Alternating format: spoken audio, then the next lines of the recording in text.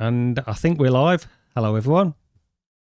Let me know if you can hear us. I might be behind on the video. You're going to be slightly behind. We've got the OBS delay, the usual OBS delay, but yeah, we should be live now. So let us know if you can hear us all okay. The microphone levels are okay, everyone. And also, if you could see us okay, you should be able to. I know you can see us okay. But yeah, good stuff. So, Nice. Okay. yeah, I guess that's pretty much it. We know we're live now. I'll hand us over to our host for today, who is Rog. Okay, I'll get it started. God for that. I didn't discuss that. Well, if you see me, I'll be like, huh? That'd have been a surprise. Hello, and welcome to Recentered, episode 50. Not quite old enough for the bus pass yet, but we're slowly getting there. Thanks for everybody who's joining us in chat. And, well, we'll just get on with it, really. You know the deal by now. We talk about all the stuff that's interested us, hardware-wise, software-wise. But first, let's catch up with Lee and Gary. Lee, you were supposed to be going to EGX, but didn't. Yeah, I've been hanging for about 3 days, so if my voice is a bit croaky, it's because of that, but that's why I'm a bit pale now on the video. That is my actual colour. But no, I didn't go to EGX, unfortunately. I know PD went down with Dr. Oculus, so they had a good time. But yeah, I mean, I got back from Italy. It depends if you want me to talk about that now for 20 minutes or wait till the end of the podcast. It's up to you. It's up to you, mate. Leave it to the end if you want to. If it's, yeah, we'll see. We'll We'll see what's going. It's a long-winded story, but yeah, I went to Italy. That was very nice. They weren't too keen on us, whether it's just me or tourists in general. There were some places that were a bit dodgy, but yeah, I mean, it wasn't really for my youngest daughter because I think she was the youngest one on the island by the looks of it. Because when we were going out to look for something to eat, there's like all the old Italian women, they're like all staring at her like that. It felt like something out of Chitty Chitty Bang Bang because there's no other kids knocking about because they're all like, 50s and 60s on this island. But no, really beautiful place. I did like Italy. They weren't too keen of us, but yeah, it was nice. It was good. I enjoyed it. 4-day break. Excellent. Gary, something broke at your end. Yeah, so this was a few podcasts. I've got to mention this just because I sort of recommended this charging dock last time. So I'll just show the video of what I showed last time. So this is the Maker VR charging dock, which I got sent a few months ago. And when I originally spoke about this on the podcast, I did mention that I had some issues with it, and I had to send message them, and then they sent out a new battery cover for it. And then since then, this was a controller issue. The headset would always charge fine.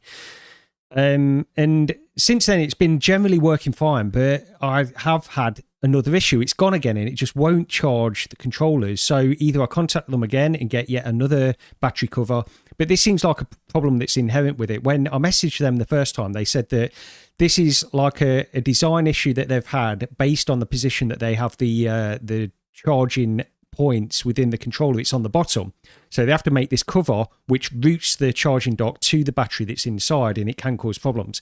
So it's working fine, and on the last podcast where I spoke about this, I sort of recommended it in the end, but I'm not going to recommend it anymore. It's gone wrong again. I can't keep requesting new battery covers or anything like that. So also, the pins that are on this trailer don't charge the headset. There's no pins on the charging dock that I got, and I mentioned this last time as well. So I think they changed the design of it or something, which just adds another cable, another bit of hassle and that kind of stuff. So what I thought, forget it, I'm done with that one. And I went onto Amazon and just got a cheap £16.99 charging dock. And this is the charging dock that I've got now. So you can see that the controllers have to lay on their sides on this one. And so the charging points for the controllers just goes directly into the battery. I've had zero issues with the controllers not connecting or anything like that. And also, this charging dock does have the pins underneath. And if you have an official battery strap for the Quest, it will not only charge the headset, but it will route it backwards and charge the battery strap as well. So there's literally no wires at all. I just place it onto the platform, and it's charging everything for me. So yeah, for 17 quid, absolute bargain. I'll report back if this one stops working as well, then, I'll probably, you might hear me again on this podcast talk about it. But I just wanted to mention that because it was like a few podcasts ago, I was recommending this Maker VR, but yeah, in all honesty, I can't recommend it anymore. So yeah, that's what I've been up to. I've also been rewatching all the Daniel Craig Bond films as well, because I've not seen them all. So I've been going through them. I quite like the first one. I'm not sure about Quantum of Solace. Yeah, the first one's great. First Yeah. one's I've told you the very story good, before, yeah. haven't you? Because it came out when I first bought my PlayStation 3, and Blu-rays were just like starting to become a thing then. And I think if you were in the first 1,000 people that bought a PS3, you got Casino Royale on Blu-ray sent to you as like a gift from PlayStation. Right, okay. Which was great. But the very first day I bought my PlayStation, I went out and bought Casino Royale on Blu-ray for like 20 odd quid. So I got 2 copies somewhere. Yeah, but yeah, that's always makes me giggle. How they sent me that. Yeah, but yeah, that's pretty much it. Just been doing that, and obviously all the games that we're going to be talking about in this podcast as well. Excellent. As far as I go, I did talking about cheap stuff on Amazon. I did pick up, I don't know if you can see it there, on Gary's recommendation, a very cheap joypad. For like, what, 23 quid worth there? For 24 like quid, that, I can't remember. Yeah.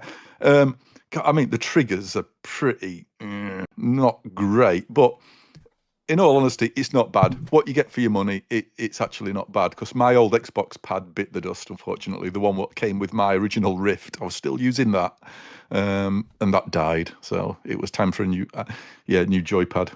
That'll do for now, until I can bring myself to buy an expensive one. Wait, you use a joypad with VR, but that's not proper VR. Yeah, some people do argue the case, don't they? Aside from that, I went and wandered around a castle. I ended up going out for the day with my dad, and yeah, that was interesting. And I know Gary made the old Skyrim joke. Well, yeah, it was the obvious one. I was struggling to think of any other sort of caption that I could really put to that, but yeah, it's got to be Skyrim. Yeah, job done. But the weird thing is, you this place, you look at it and you think back to Skyrim, especially if you mod it or something, and it's sort of like, it's like, yeah, it's impressive to go around these places in real life, but I still think back to this point in Skyrim where I went down sort of like into a dungeon, and then it looked like the bloody mines of Moria down there. And I think that still impressed me more than wandering around the real castle, which is like, it's a bit sad to say, really. But I really wished I had my Quest with me, because I know we'll be talking about hypercapture later on. Yeah. And there were so few people there, I could have stood in different places and done loads of captures, although it had been a bit antisocial of me, I must admit. But it's like, I really want to go back to somewhere like that at some point, and and give it a try, because there were a couple of locations in there you thought, that would have been really cool to be able to capture that. But yeah, that's about it outside the whole gaming and VR sort of side of things. But yeah, that was Skipton Castle, worth a visit if you want to go and visit a castle anywhere in the UK. Impressive, very impressive. So you've been touching grass. Yeah, I know. It's like, I've got to do it once a year. You know, with the 3D scans of your rooms and that, I know you and Gary's done them, but do you think they'll get to a point, I think they may have mentioned it, where they're going to start sharing it? So like if Roger gone to that castle, took the inside of that castle as a big scan, then we could use that as our home environment type thing. They've got to do sharing at least. Yeah. They need to be able to do that. No pickle. I didn't take an arrow to the knee. Although I'll tell you something, it's like the following couple of days, I were proper knackered. Sort of like wandering around that castle, and then there's like a nature walk around it as well. It's like I'm sure we went the wrong way around, because we spent like an hour at least constantly walking upwards. Hang on a minute. I'm going to get interrupted now. I think my dad's decided to visit. But anyway, yeah, so that was that. But yeah, might as well get on to what we've been playing. But December the 6th, Gary, if you want to cover that. Yeah, go. Yeah, I'll. So December the 6th is, once again, we mention this pretty much every year on the podcast as well, the Retro Computer Museum. So they have like a Christmas event, and we'll all be there again. I don't know if PD's going this year, as he said he's going. I'm not sure, but PD sometimes comes as well, and whoever wants to join is there at the Retro Computer Museum in Leicester, December the 6th. You can go onto their website. We'll put a link into this podcast as well, into the description after the fact. So you can go onto their website and get some tickets. I think it's £12 for a ticket. Yeah. And then you've got access to all of these retro computers. They're all freely available. You can just sit down at anything that you see, play it, choose a game, and you're away, really. They've also got a massive library, as you can see on this video, where they've got all these old Amiga games, microcomputer games, anything you can think of, but also Super Nintendo, Mega Drive, pretty much everything you can think of is here to look at. All the box art, old magazines. There's loads of stuff. And interestingly and relevant to the podcast, we've also got some virtuality machines. So, Rog, this is an image of me and Rog playing the Dactyl Nightmare, as we seem to do every year. And yeah, we've got an ongoing competition. I don't know who's winning and who's not anymore, but yeah. But then you've also got the sit-down virtuality pods as well, so you can play some of these sit-down cockpit-based titles as well. It depends; they're not always working. Sometimes they are, sometimes they're not. But it's always great to go and see them anyway. So there's a lot of stuff there for people that are interested. And yeah, just a bit of a shout out if you want to come and join us on December the 6th, Christmas party. Yeah, absolutely. Yeah, get it done. It's a nice day out. Especially if you're into your retro stuff, that's the reason to go, innit? Really. Yeah. But okay, let's get on to the stuff we've been playing, and let's get this one out the way, shall we? Yeah. So this is Dreams of Another by Q Games, and I'll say this before, and I think everything we covered today, I think we got review keys for. So Thank you very much for everybody who sent us review access.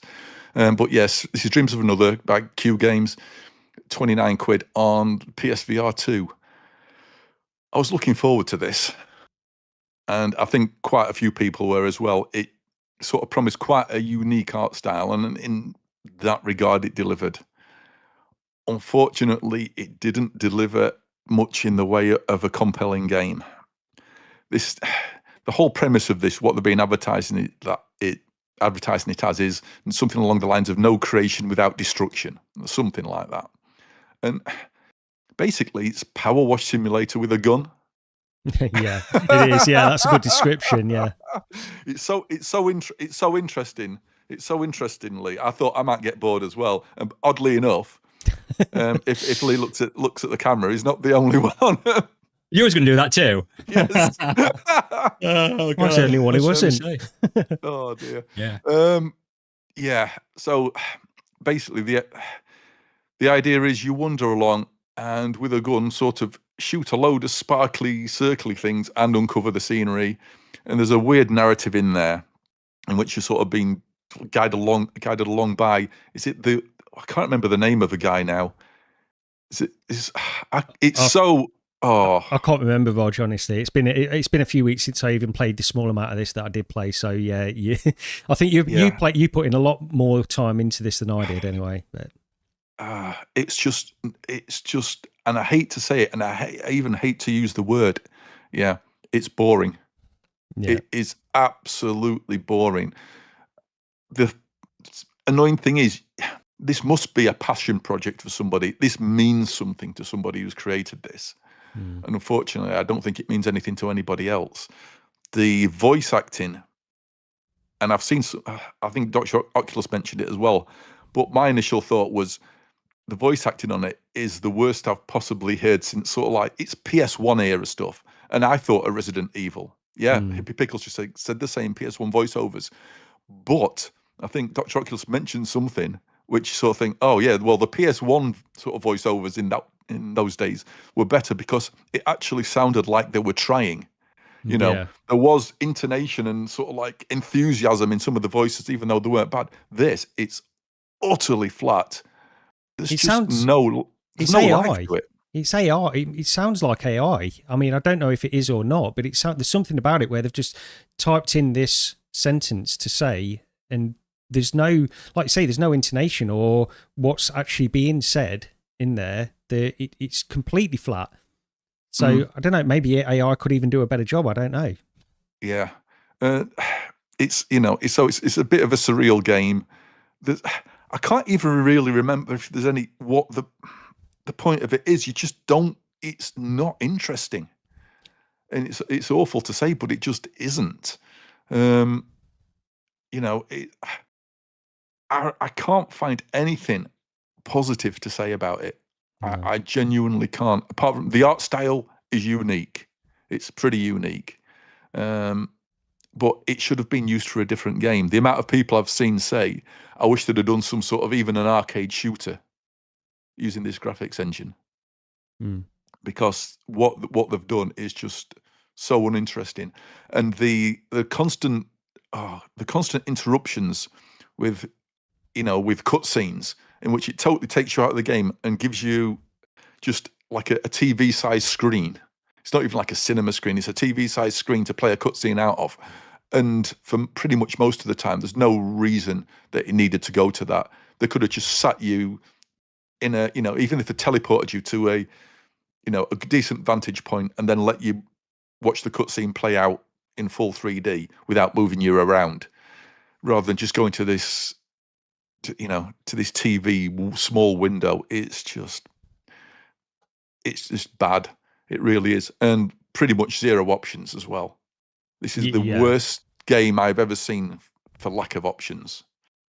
I think there's literally one, and I can't even remember what it is. Yeah. It is. I remember you telling me about it, but even I forgot. Yeah. Yeah, there is. I watched BD's video, and it was just like every time it was like 3 or 4 seconds of this bad dialogue, cutscene. Another 10 seconds, you move forward a little bit, cutscene. I was like, what's the hell? What? I've got to sit through all these cutscenes. It's annoying. Yeah. Yeah. I was just watching it. Never mind playing. It's on and on and on, and it keeps doing it. And all you're doing is just going through the game, shooting the idea. Yeah, shooting it. Sorry, I was just reading the chat. Shooting the scenery and uncovering it. And it's basically, it could have been, it did, I suppose the gun is supposed to be symbolic, but it literally could have been anything. It could have been Power Wash Simulator. It literally could have just been a laser pointer to change things. It actually tells you that, about stabilizing the gun, which maybe it works if you're playing the flat screen version of the game, but in VR, you don't have to hold the front of the gun to stabilize it because there's no recoil. You can just one hand the gun all the time. You do get like a grenade and like a rocket launcher, which can sort of clear bits of scenery faster, but you're limited quite a lot on the ammo there, so you might as well just stick to the gun. There's just it was a struggle to get through. Did you? How much did you play of this, Rog? Was it about 3 hours? You say something? Some 2 to 3 hours, maybe something like that. So, and I had to do it in parts as well. I just couldn't stay in it. It just wasn't. No, it just wasn't engaging. The problem I had, so I only played 30 to 40 minutes of it, and I'm probably not going to go back. Well, I'm not going to go back in. But I thought we've got it covered. You've played enough anyway, so I don't need to necessarily. But the thing is, it was like you go in and you shoot away these bubbles to reveal the scene, and sometimes there's interactable elements within this scene, so you can pick up objects. I don't know why I'm picking up these objects just yet, but maybe that becomes apparent. I don't know. But then what the thing is, when you reveal an NPC, it got to the point, even within those 30 to 40 minutes, where my heart sinks. It's like, oh my God, I know I've got to go up in order to progress. I've got to talk to this NPC. I know I'm going to be stuck in this cutscene. I don't even care that it's in a window, to be quite honest with you. I'm okay with that. The fact is, the dialogue is slow, drawn out. It seems purposefully drawn out. With huge gaps between sentences, huge gaps at the end of the animated scene. It's bizarre. It's like you're waiting for it to move on to the next scene. It just pauses at the end, and then you've got like a 5-second gap where literally nothing is happening. And you think, is it paused or what's going on? And it's just feels like everything has been stretched out to the point of nonsense, really. And it seems to be going for this like really highbrow. I mean, I'd say I think it's pretentious. That's how it comes across anyway. And let me also touch on a point that you were mentioning earlier, Rog. The person that made this, maybe it does mean something to them. And if you get through the entire game, there might be this overarching, really interesting, like philosophical theme to it or something like that. But in the moment when you're playing this, that doesn't come across. All you get is this overwhelming sense to turn it off. That's what it comes down to. I'm sorry to say. And the thing is as well, I've heard some people mention when they go into this, they were looking at this and saying it's not what I was expecting. I was expecting a shooter, and I actually wasn't expecting that. And some people weren't expecting that as well. But because I think the trailers made it pretty clear that they were going for this more abstract level of game. Something like, I feel like they're going for something like Journey or Abzu, but not executed anywhere near as well as that.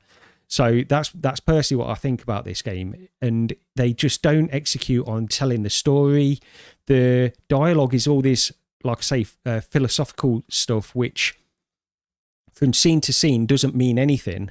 And yeah, it's just a struggle to get through, even the small amount I've played.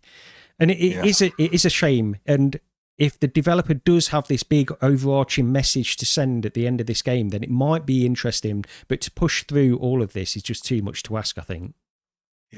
It really is. As I say, I know when you played it and you said you'd played 30, 40 minutes and then uninstalled it. Yeah. It's like, it says it all. And I don't blame you. I really don't blame you. I basically wanted just to get further into it, just to get more footage from a bit later on so we could at least, show maybe different bits. But that was all that was driving me. It's, if you're going to pick this up, wait for a sale. It's never nice to sort of like dump on a game, but this is just, I think avoid. the thing is, it just comes down to the fact, once again, like I think Anthony always says, if they're charging for something, you've got to be honest and say this is what you're going to get. And there's not, you can go into this and expect it to be a very, because the gameplay wise, there's not a lot there at all. No, story wise, there's not a lot there at all. Maybe in the grand scheme of things, at the end of the game, you get this massive message and it's fantastic. But like I say, it's too much to ask somebody to play through hours and hours of just being bored and mundane and stuff like that. I think that's the problem. Yeah, Jindal in chat just said it sounds like it should have been a visual novel type of game. And maybe they could have done something like that. But I tell you, they needed to actually get some decent voice actors or some decent AI voices, however it's been done. But this is the thing, I don't mind like playing walking simulators. I'm quite a big fan of some walking simulators as well. Yeah. So it doesn't necessarily need to be high in huge amounts of gameplay mechanics or anything like that for me to enjoy it. It just needs to be well executed. And I don't think this has been well executed. No, it hasn't. But that's and, that. Speaking of novels, Jindal, during that, for anyone on the audio podcast, I was starting to read The Memory Engine by Gary Walton, available at Amazon now.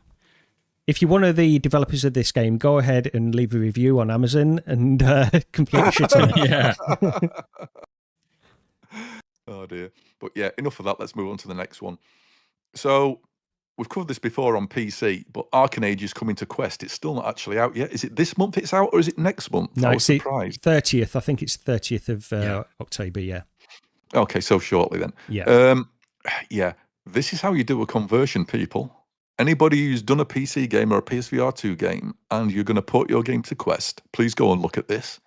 Now, you can obviously see, we've talked about the game plenty of times before. We've covered it on PC. So, you probably know what this is about if you're into VR. So I'll talk about the technical side of it. And this is great. We should point out we can only talk about it in a preview sense, really, but it was the same sort of limitations as the PC preview as well. So I'll just stick to the sort of technical side of it. It's just runs so flipping well. It's shocking. You can see the downgrade from the PC or PSVR 2 versions, and that's not a surprise. But they seem to have prioritized in getting the game to run well, and absolutely, totally, and utterly applaud them for it because it's so good.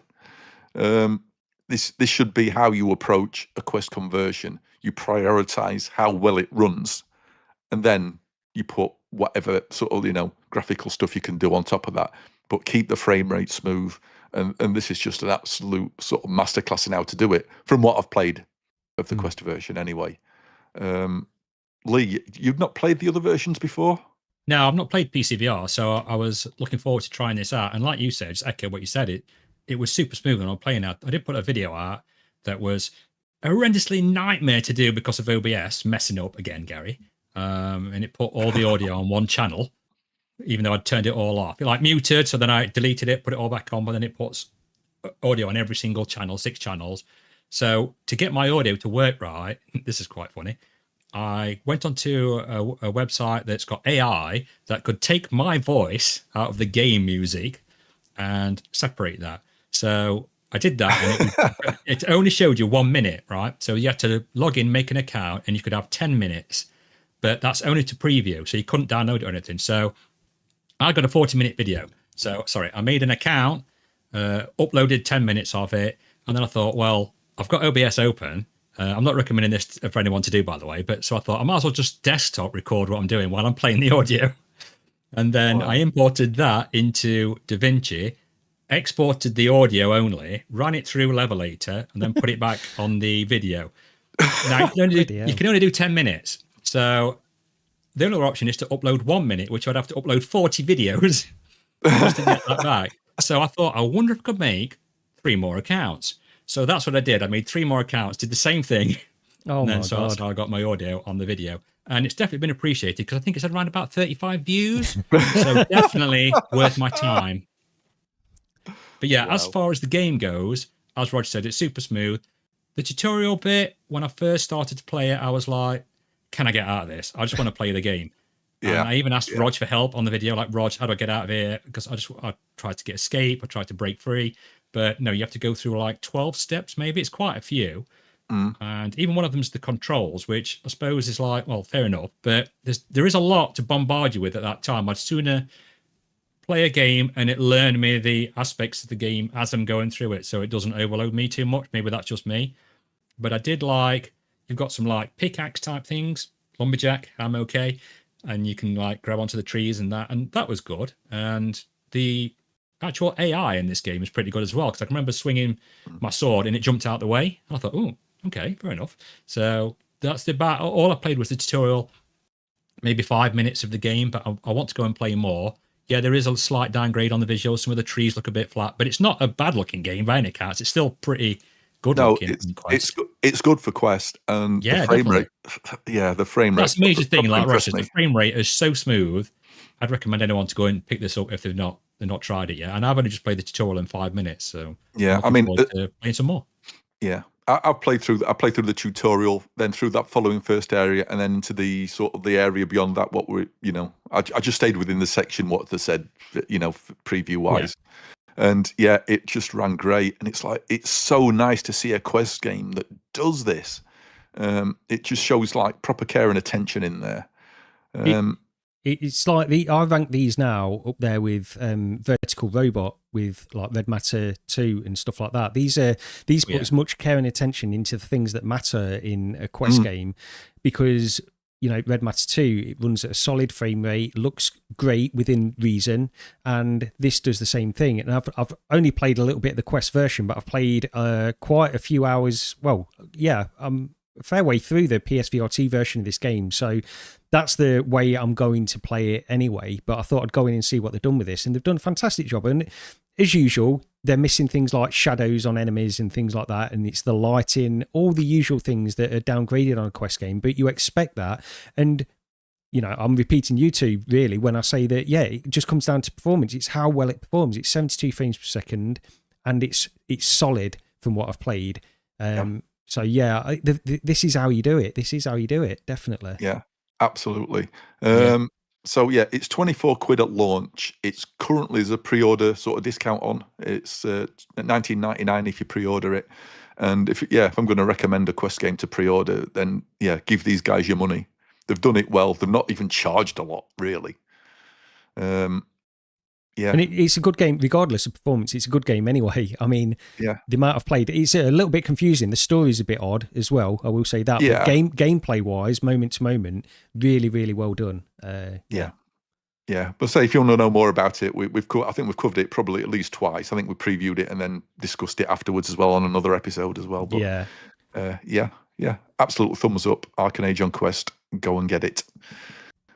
Next up, okay, Memoreum. This has been a bit of a roller coaster. I originally I had a quick look online, and people were saying this was a 7 to 10 hour game, and I thought if I can sort of budget 10 hours over a week to play it all, that should be fine. 7 to 10 hours. My save game's just over 10 hours, and I can see another. I don't know. I just get a feeling there's anywhere from another 2 to 5 hours left in there for me. If you finish this game in 7 hours, you've rushed through it to review it. You've not taken your time, definitely.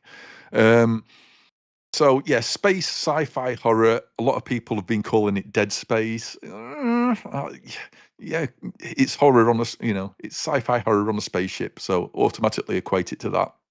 Don't know really, but I started off with this, and the first couple of hours I was like, don't know. It's a bit janky in places, and Lee had played more than me at that point, and he's like, stick with it, get through this, get through those first few hours, and he's right.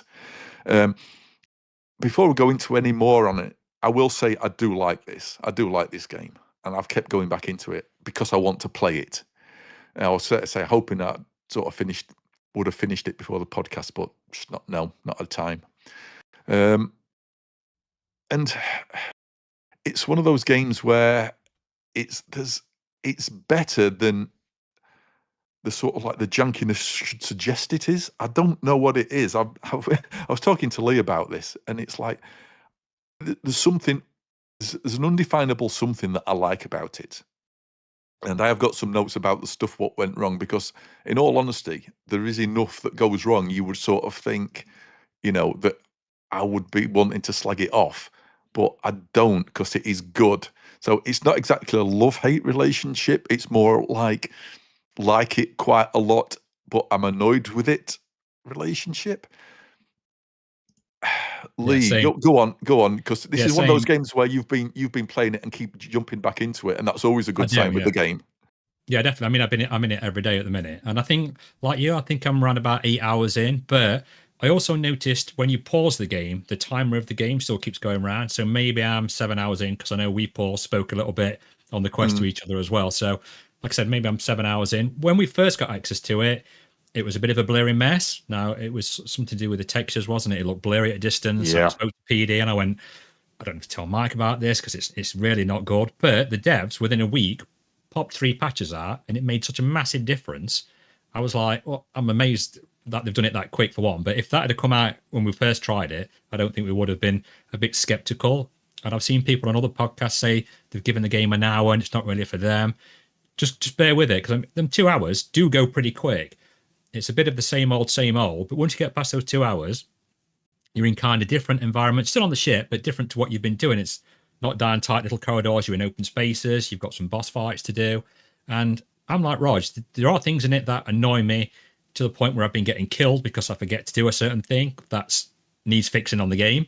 Yeah, but it's a bug. Yeah, that's a bug. It's definitely. It's just so good, and it makes me want to go back in more. And now I had a lot of issue trying to grab. It's very Half-Life Alyx, where you sort of pull things to grab. And I was having a massive issue when I first got the game trying to pick things up. But as I've learned more of the game, you sort of have to be the kind of level that things are, and I'm picking things up pretty much instantly now as well. And I've also upgraded the shotgun, which is massively powerful, right? If you get that to full whack. I've just got because you start out, and well, you don't start out. You start out basically with a pistol, don't you?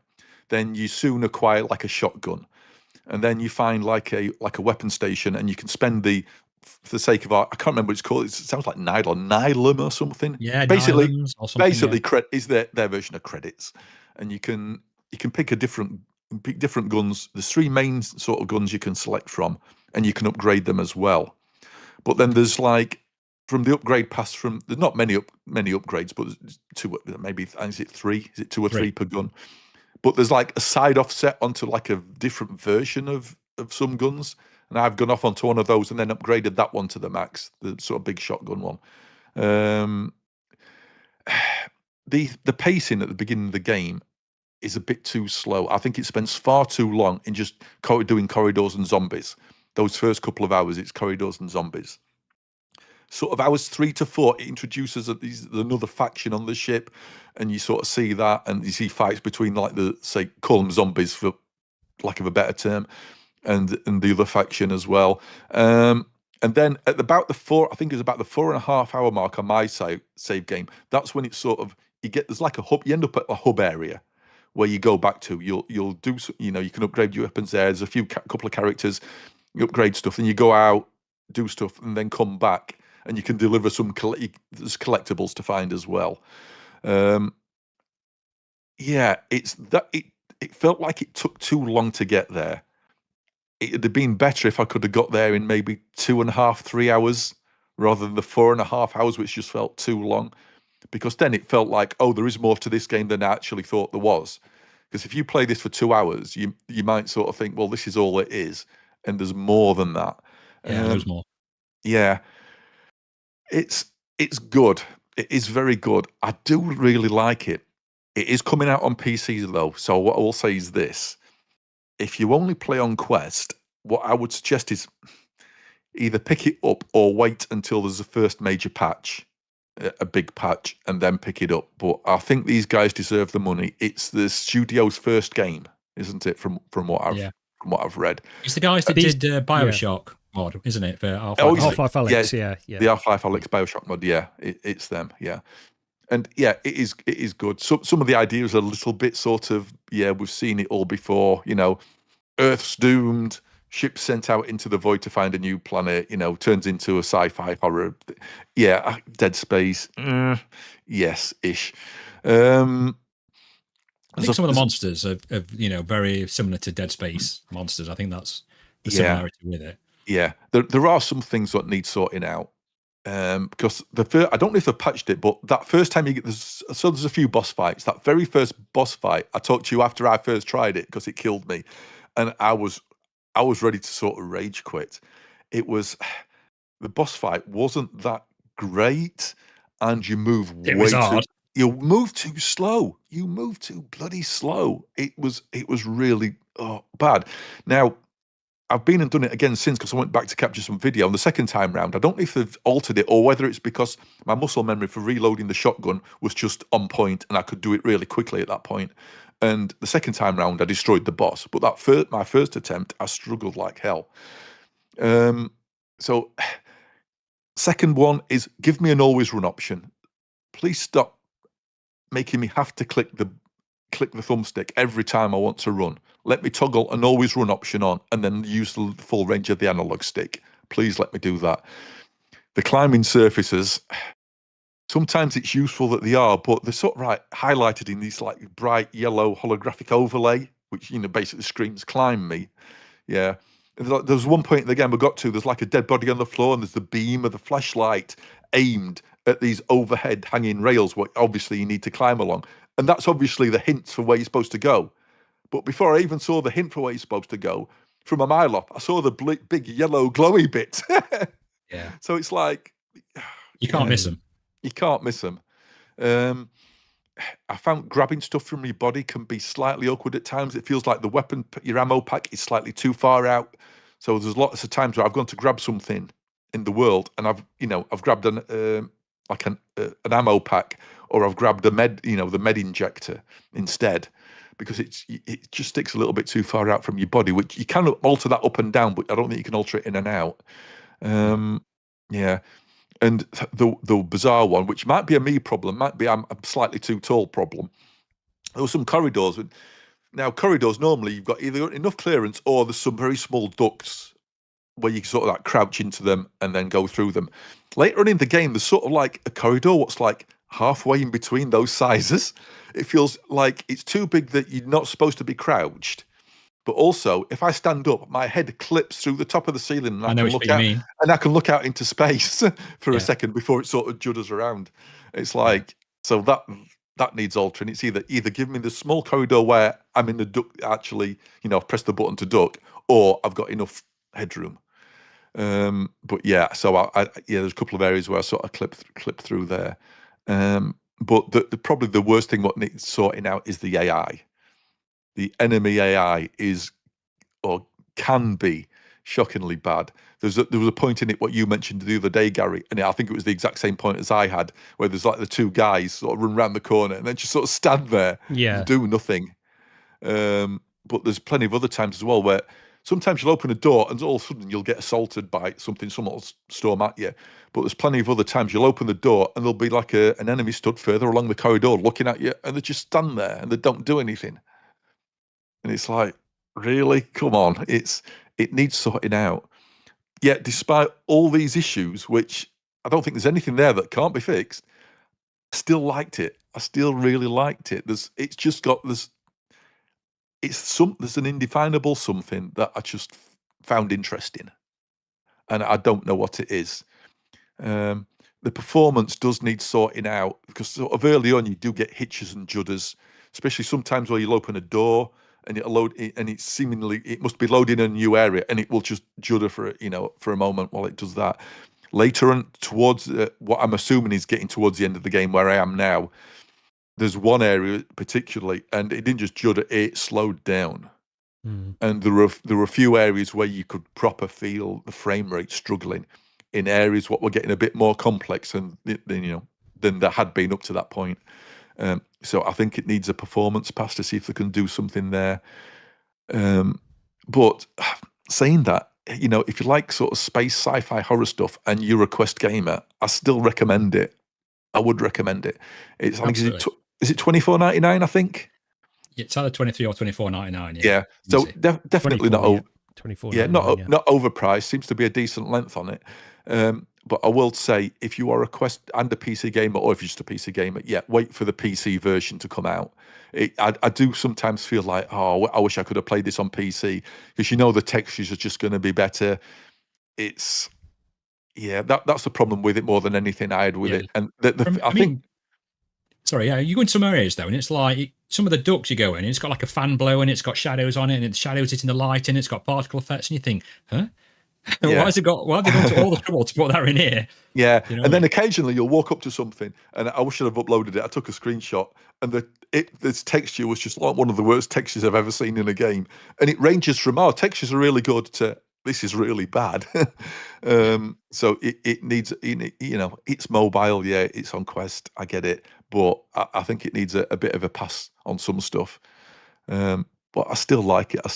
I've still been enjoying it. I thought I might have finished it at the 10-hour mark, but no. There's 8 collectible bottles you need. There's like a barman dude, and you're collecting the sort of like exotic bottles for him. I've just delivered the 5th one, and there's 8 in total, and you seem to deliver them in order. So I've still got 3 to go at the 10-hour mark. So I think I've still got a few hours left on the game. Yeah.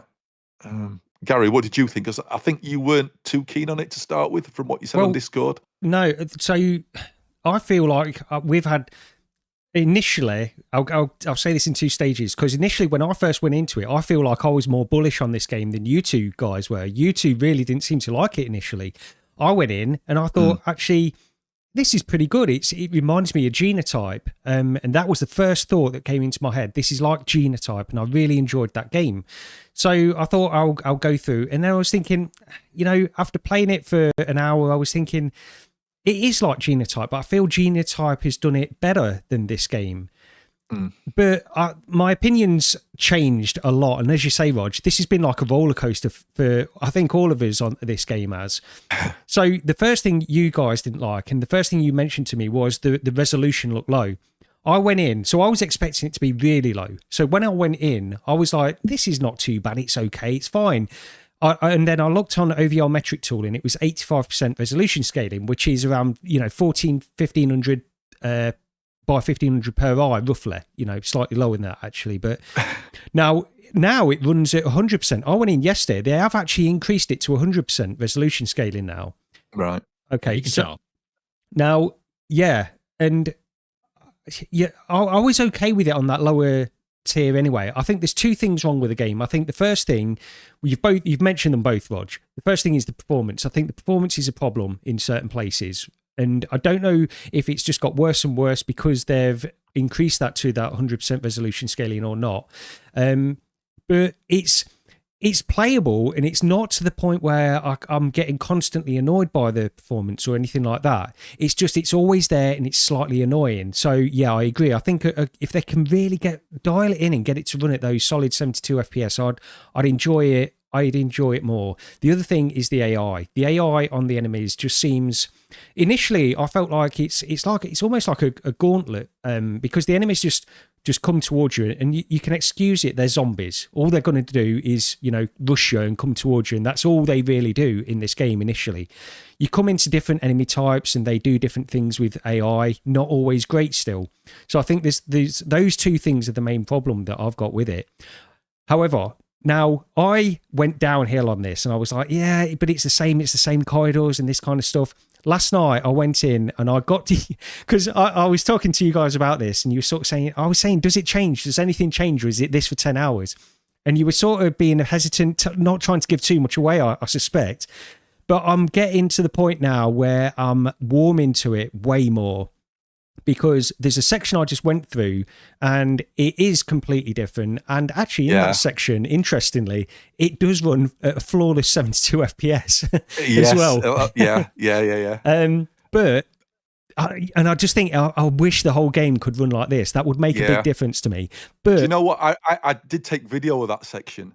I know exactly the bit you're talking about. And afterwards I thought, this looks really good. Yeah. And I took it out of this video because I thought it's too much of a spoiler. Yeah, you don't want to show that. I didn't want to show it. Yeah. And that's the thing. I was just concerned a little bit as I was playing through the first, say, 3 hours. I'm getting on for nearly 4 hours into the game now, and I've turned the corner on it. Finally, I've turned the corner on it, and I think I'm coming way more onto your side than I was during those hours between, say, 1 hour in to 3 hours in. Yeah. I was still very hesitant about it. I think they've done a really, really good job on this game, and if they can just jump over that final hurdle and solve some of these little issues, I think they've got a real winner on their hands here. But because on the one hand, I would say it's nothing that we've not seen before, but it's also done very well. And there is something about it that does make me think I want to go in and play a bit more. This is it. I think we've all gone through that same journey of initially thinking, what's so great about it? Because people have been raving about this game. Yeah.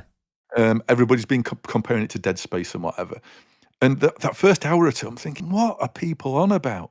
But there's a hump. You need to get over it. You need to get past this certain hump, and then I think we've all gone through the same journey with it, definitely. Yeah, I was saying to you last night though, I think part of it is the fact, because each level is broken up into very, very small sort of manageable chunks. So they're probably 10 to 15 minutes long, maybe 20 minutes long per section. So it's got that thing as well where you finish a section and then you'll get a loading screen into a new section. And you think, well, I know this section's only going to be another 15 minutes long. Why not just play this one as well? And it does keeps you wanting to play like that. So there's definitely something about it that is doing something I can't put my finger on as to why I want to carry on. Because when I look at it on face value, we've seen this thing so many times before in VR, but it does it in a way that makes you want to keep playing. And I think if you do, you'll get to a point where something will click and you'll get it. Yeah. I mean, it becomes intuitive with weapons as well, because you've got like a pistol, haven't you, that you can automatically load up. You sort of hold it, press a button, and it loads up. And then you've got the shotgun. And I'm literally, getting the shotgun, blasting them in the face with that, killing them, picking the pistol up, grabbing a backpack, grabbing some health. Like the only thing, like I said, Rog, is it's a bit awkward to grab the ammo now and again, especially with the shotgun. You will be reloading that a lot, by the way, which brings to one of the bugs, which it's not game destroying for me, but it has been because I've died a couple of times. When, like Gary spoke of, it loads up these intervals within a level, 15, 20 minutes. You'll see a little disc we're in and a flat screen image of the level you're in. You'll load in, your ammo in your main weapon is gone. So even if you've loaded it up before you've jumped into that new part of the game, it's gone. So you have to reload again. And that happens every single time. And I've mentioned it to the devs. I think they are aware about it. So hopefully that'll get fixed soon, because I ran into a couple of monsters, whipped the shotgun out, I thought this is going to be great. Oh, never mind, because I've got to reload it after I've jumped into that part of the game. Yeah, PD's just mentioned in chat as well, what do you guys think of the story? And this is one of the things I meant to mention. I wish I'd paid a bit more attention to the story at the beginning, because I'm getting into it way more now and I don't fully know what's going on. This exactly the same, because I mean, it's not a spoiler because you get given the information at the beginning. Yeah. But like I say, Earth's been destroyed. They've been put on the ship to go to this new planet and terraform it or whatever. when I first started playing, I was under the impression that we were still on the journey towards this planet, and we're not. You're actually already there.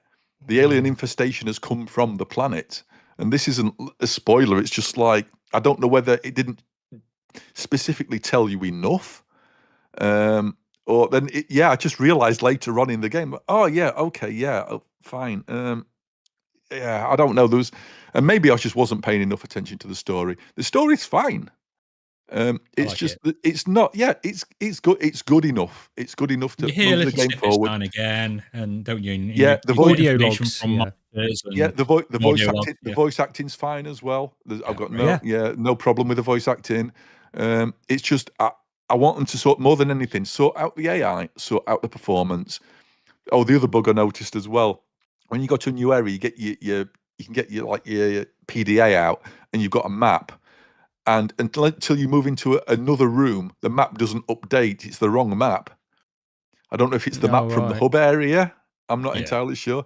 And the other thing as well is, please let the map auto rotate depending on what direction I'm facing, because I've got the PDA out, and I'm looking at it, and I'm thinking, where have I just come from? And I'm sort of doing this and twisting my arm around, trying to find, So please auto rotate the map. That'd be nice. And add the haptics to touching the screens. That'd be great. Thanks. Oh yeah, you noticed that as well. We noticed. Yeah, just one of the tools didn't have any. It took me 7 hours to notice that. But yeah, Roger's saying about the tools that had no haptics. You noticed that straight away. But yeah, it was just missing. But they put that in pretty quick, didn't they? But yeah, you noticed when you open a locker, you twist the thing on the locker, or if you interact with some of the touch screens, there's no feedback. That'd be nice there. But yeah, despite all the complaints, it gets a recommendation from me. Maybe wait till there's for the next patch. I don't know. If you only play Quest games, though, if you're not on PC as well, then yeah. There's not been one for a while, so I guess they must be working on something like a major patch for it, because to release those, I've never known a dev release 3 patches that totally changed how the game looked within a week. So yeah, hats off to them for that. I'm really loving playing this. I'd just reiterate, like don't. If you think you're not the type of person that can persevere past 3 hours into a game when you're not necessarily new things are not being shown to you, then that's the difficulty with this. You've got to get to a fair few hours in before it shows its hand, I suppose, as to what it's really doing. And it's not like a massive change. I don't want to make it this massive thing that you're going to hit 4 hours in or anything like that, but it's just mixing things up enough to keep things interesting as well, and that's the point as well, I found, where the story started to get going a little bit more as well. So there's a level I've just played as well. I said to Rog, I don't think you may have not got to it yet, Gary, which I said is the best level of the game. It is slightly confusing in some parts, but it's more open. It's a lot more vibrant in where you are and things like that. So I think you'll enjoy getting into that one. Definitely. Yeah, just get past those first few hours, and if you do like the first few hours anyway, then it just gets better. I get bored at 4 hours, right? Usually, and a game gets to 4 hours. I've said it to Gary and Rog before. I was ready for Ghost Town to finish. I'm like, oh, I've had enough now. Is it going to finish yet? Whereas this, I'm like, keep on playing. I'm quite happily to stroll around at my own pace, shoot a few zombies, have some jump scares, and I've had a few. But it's not like super horror for me, but there are some jump scares in it. No, I'm the wrong person to judge that, but I can see that if horror does get to you, I think this may. Because sometimes there's just stuff jumps out because it's just there. Then other times there are one or two very sort of specific coded in jump scare moments. Every time I've been really terrified, I said to you, Rogers, when it goes all dark, your torchlight flicks on your head or whatever, and you're going down these corridors, and you just know something's going to jump out at you, and it's just that knowing of when it's going to come, and it's like, oh, quick, shotgun, or gun. But that's the only time I've been a bit nervous with it. I could feel like I want to get through this bit. I will say the normal difficulty level might be a little bit too easy. I've got to the point now where it's just I'm not even using the health packs, the health stim things anymore. I'm just not even carrying them with me. I'm just carrying either generally extra ammo, because you can. I'm using them. Trust me. You can get once you figure out that machinery where you have to slot the cartridge into the top, which I couldn't remember how to do. I'll have to go back and have a look at that. Get the shield upgrade and the health stim things pretty much become redundant. Some of that scanner tool, there's like an electrical signal scanner tool, which you use like once, and then for the rest of the game is pretty much pointless. But yeah, it's annoying because there's so many little things I could moan about, but it's still a very good game. But yeah, wait for if you're on PC, or if you can play on PC, wait for the PC one, I'd say. Yeah, because there's been issues with other games that we've had to play. That's why I've been just playing this one, which we'll talk about soon. Talking of which, shall we get on to it? Yeah. Because I guess we've got to. So, Reach. This is by In Dreams, $32.99.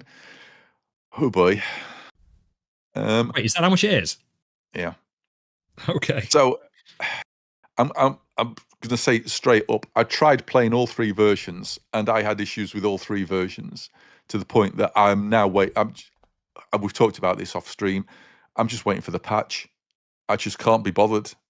The first time I tried it was actually the Quest version, and I was on a call to you, Lee, if you remember, and I was playing it, and I was saying, "Oh wow, I think this is a game I really like," but the frame rate on the Quest, it's 36 FPS reprojected to 72, and it doesn't hold that 36 FPS all the time either. Now I need fast rotation speed, and you can turn the rotation speed up fast enough. That's great, but it's got some of the judderiest, worst rotation that I've seen in a game, and I just can't play it like that. I mean, I could free turn, I suppose, but it's still, the problem is the reprojection's still there, and I can see it. It's just not smooth enough for such a game where you've got sort of like fast-paced sort of action where you're running and jumping and leaping and throwing your arms about, and you can see especially along the edge of your arms, you can see the shimmer of the reprojection, and it's one of those things which just annoys me, and it just takes me out of the game instantly. So I was having to go with the Quest version, thinking, there's a game here that I think I might like, but I need to play the other versions. And they were kind enough to send us a key for the PSVR 2 version and the PC version. The PC version, I tried that, and obviously I did what I think most of us here would do, and wireless to virtual desktop, thank you very much. Couldn't open a van door. Oh, what's going off here? That's odd. Turns out that was an issue, and there was a problem with virtual desktop. So loaded up the PSVR 2 version, 60 FPS reprojected. But the weird thing was, I turned the rotation speed up again, and when I was turning, it looked like that same really juddery turning that the Quest version had. And I'm thinking, I'm sure PSVR 2 doesn't, I'm expecting reprojection there because it's in 60 FPS mode, but it just looks worse than it normally does. And oddly, somebody else pointed out, I can't remember who it was, so I won't put words in anybody's mouth, but on the Cross-Button VR Discord, somebody on there said, has this got the worst reprojection on PSVR 2 in sort of recent times, or am I imagining it sort of thing? And I thought, no, you're not. There's something not right. And then obviously all the reviews started coming out, and all the issues and the problems and the invisible walls sort of like, blocking progress. The missing sound on the PSVR 2 version, which you experienced on the PC version, I think, Gary. Yeah, although MainFan, because I had it where it was working, I felt like it was working, and then the sound effects just stopped working after I went out into the overlay, the Quest overlay or whatever, and then came back in. And MainFan had this as well. He went into the audio options, and the sound effects had just gone all the way down to the bottom for some reason, set themselves to 0. Oh, right. So you can bring that back up.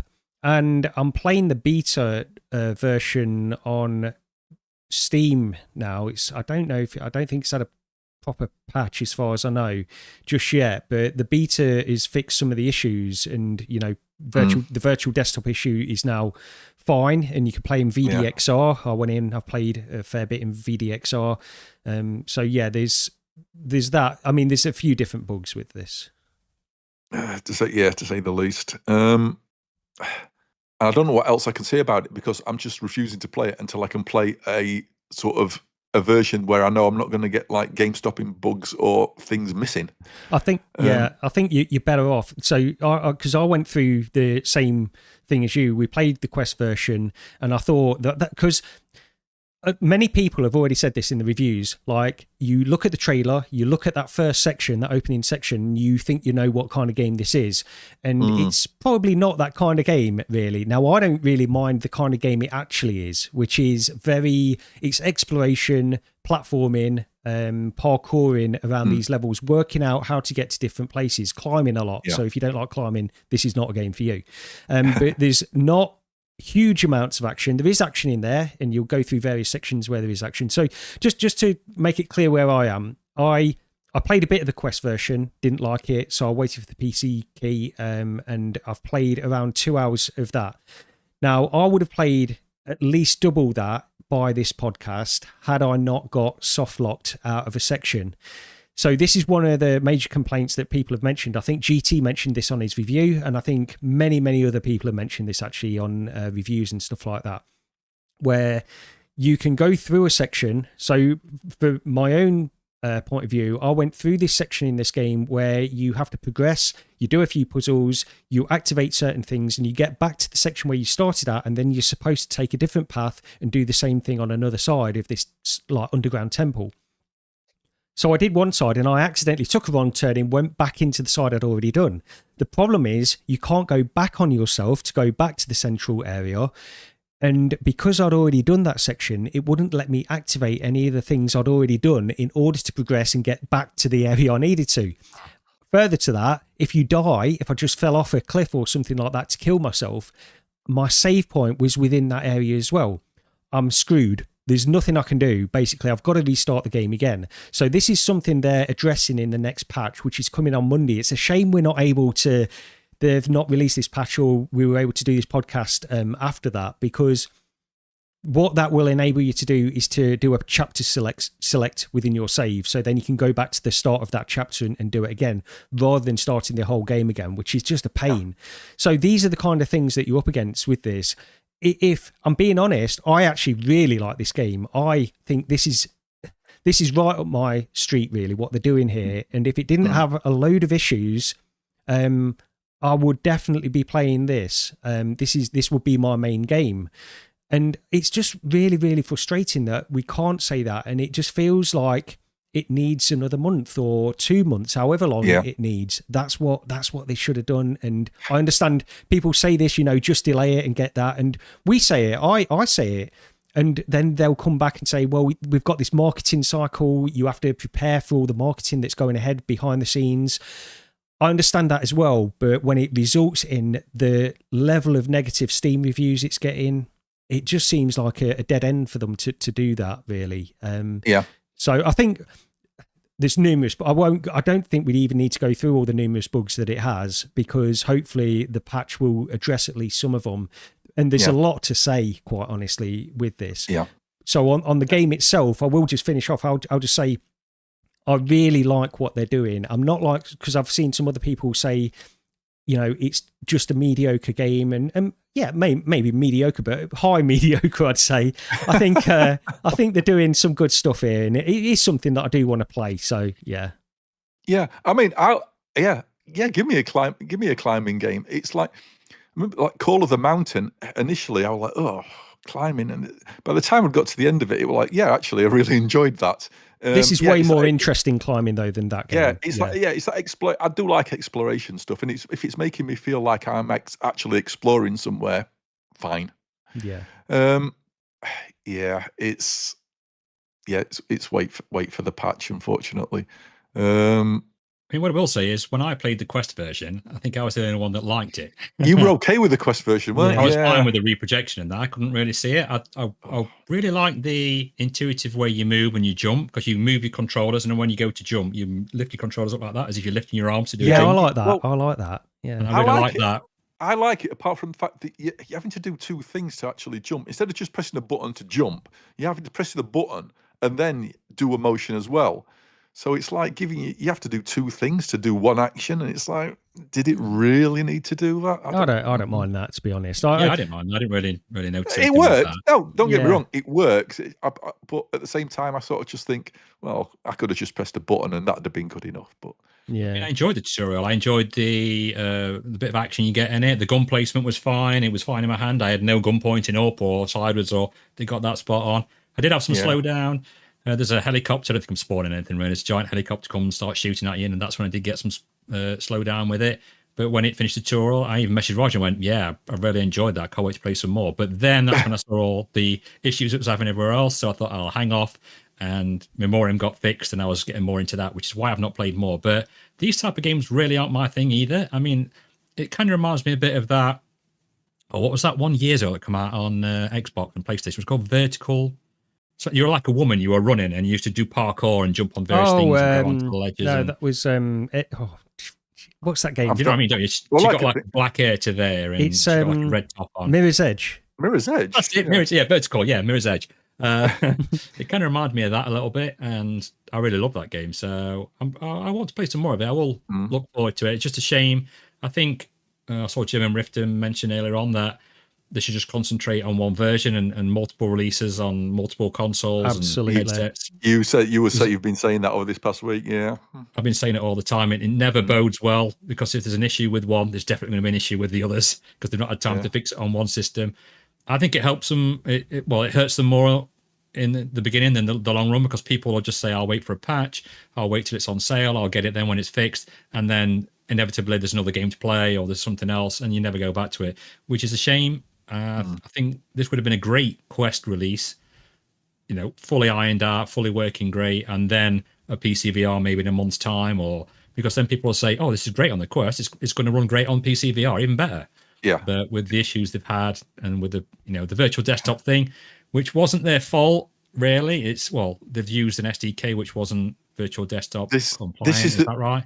This is the weird thing. It's like when you load it up, you get like Oculus and Steam runtime options, don't you? And it's like, well, when was the last time I saw that? It's like, why are they doing that? Why isn't this OpenXR, and then whatever you're running takes care of it? It's like, it's such a weird choice at this point. Apparently, so Guy Godin was talking about this, and I think Mbuchu helped him work this out as well.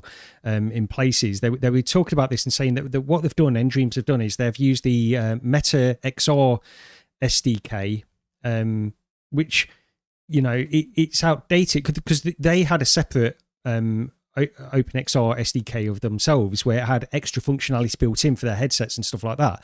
But I think they've deprecated all of that, and they're not really using any of the extra functionality anyway. They're just using OpenXR now.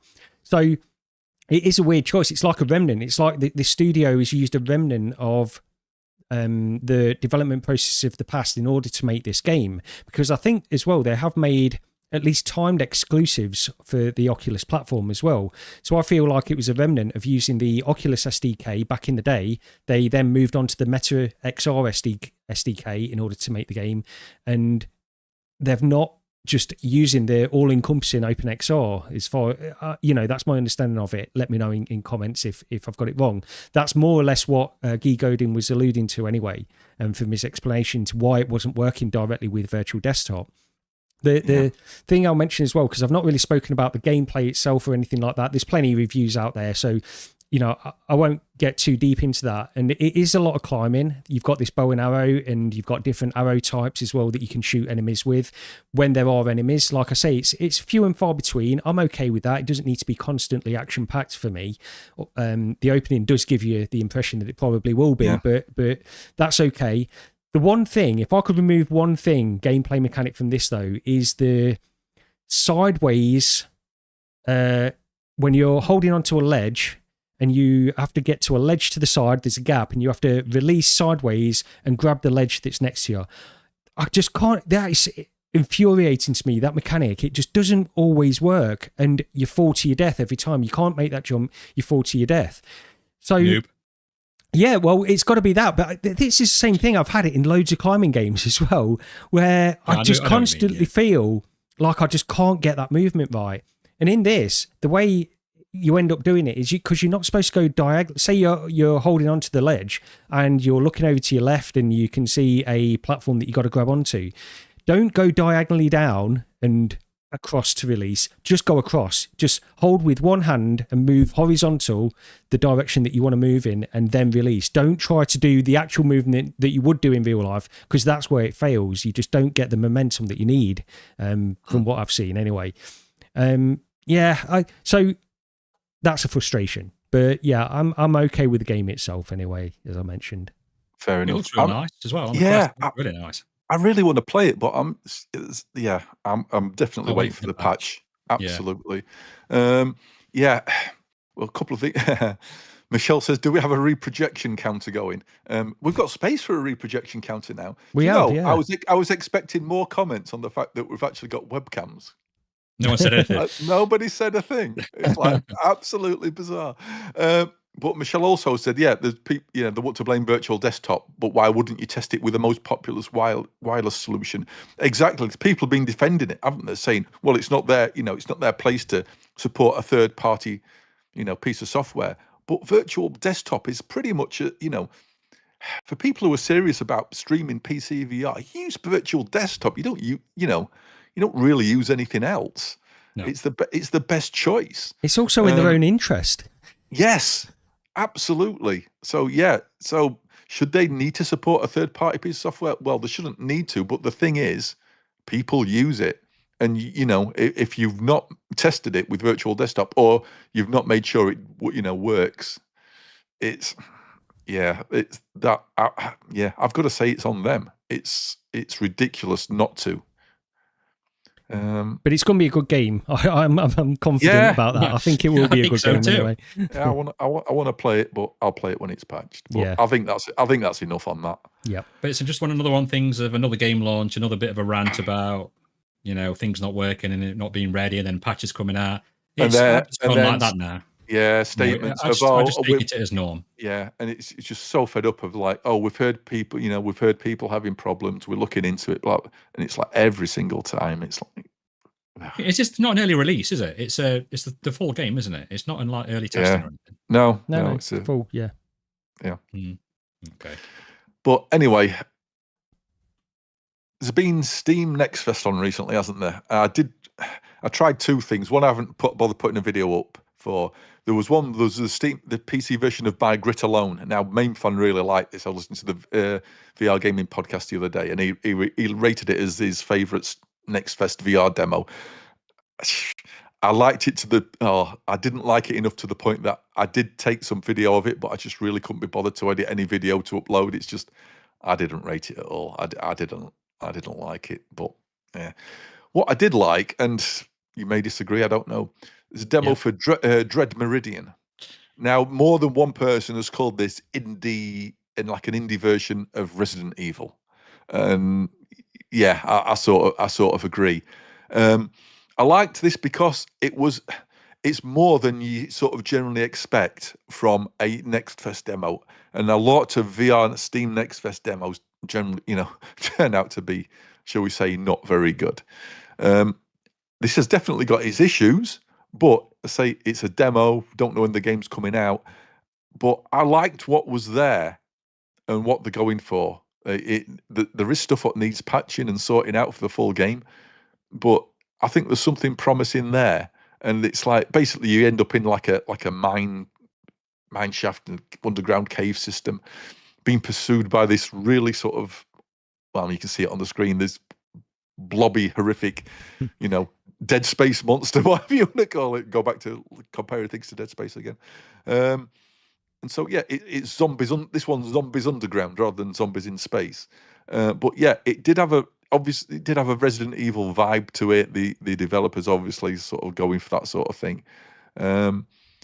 Yes, it's janky in places. There's no doubt about it. But as a preview of something what they're going for, if they can get there and nail it and get rid of some of the jank, I think there might be something here that I actually quite like.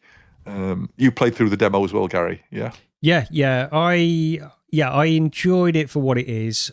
I don't know if it's something that, if it was released, whether this would be a game I'd actually pick up or not. I'm not sure, because it depends, once again, if it's the setting that I'm not too sure about. If it's all in these mines and stuff like that, I'm not 100% sure about that. But yeah.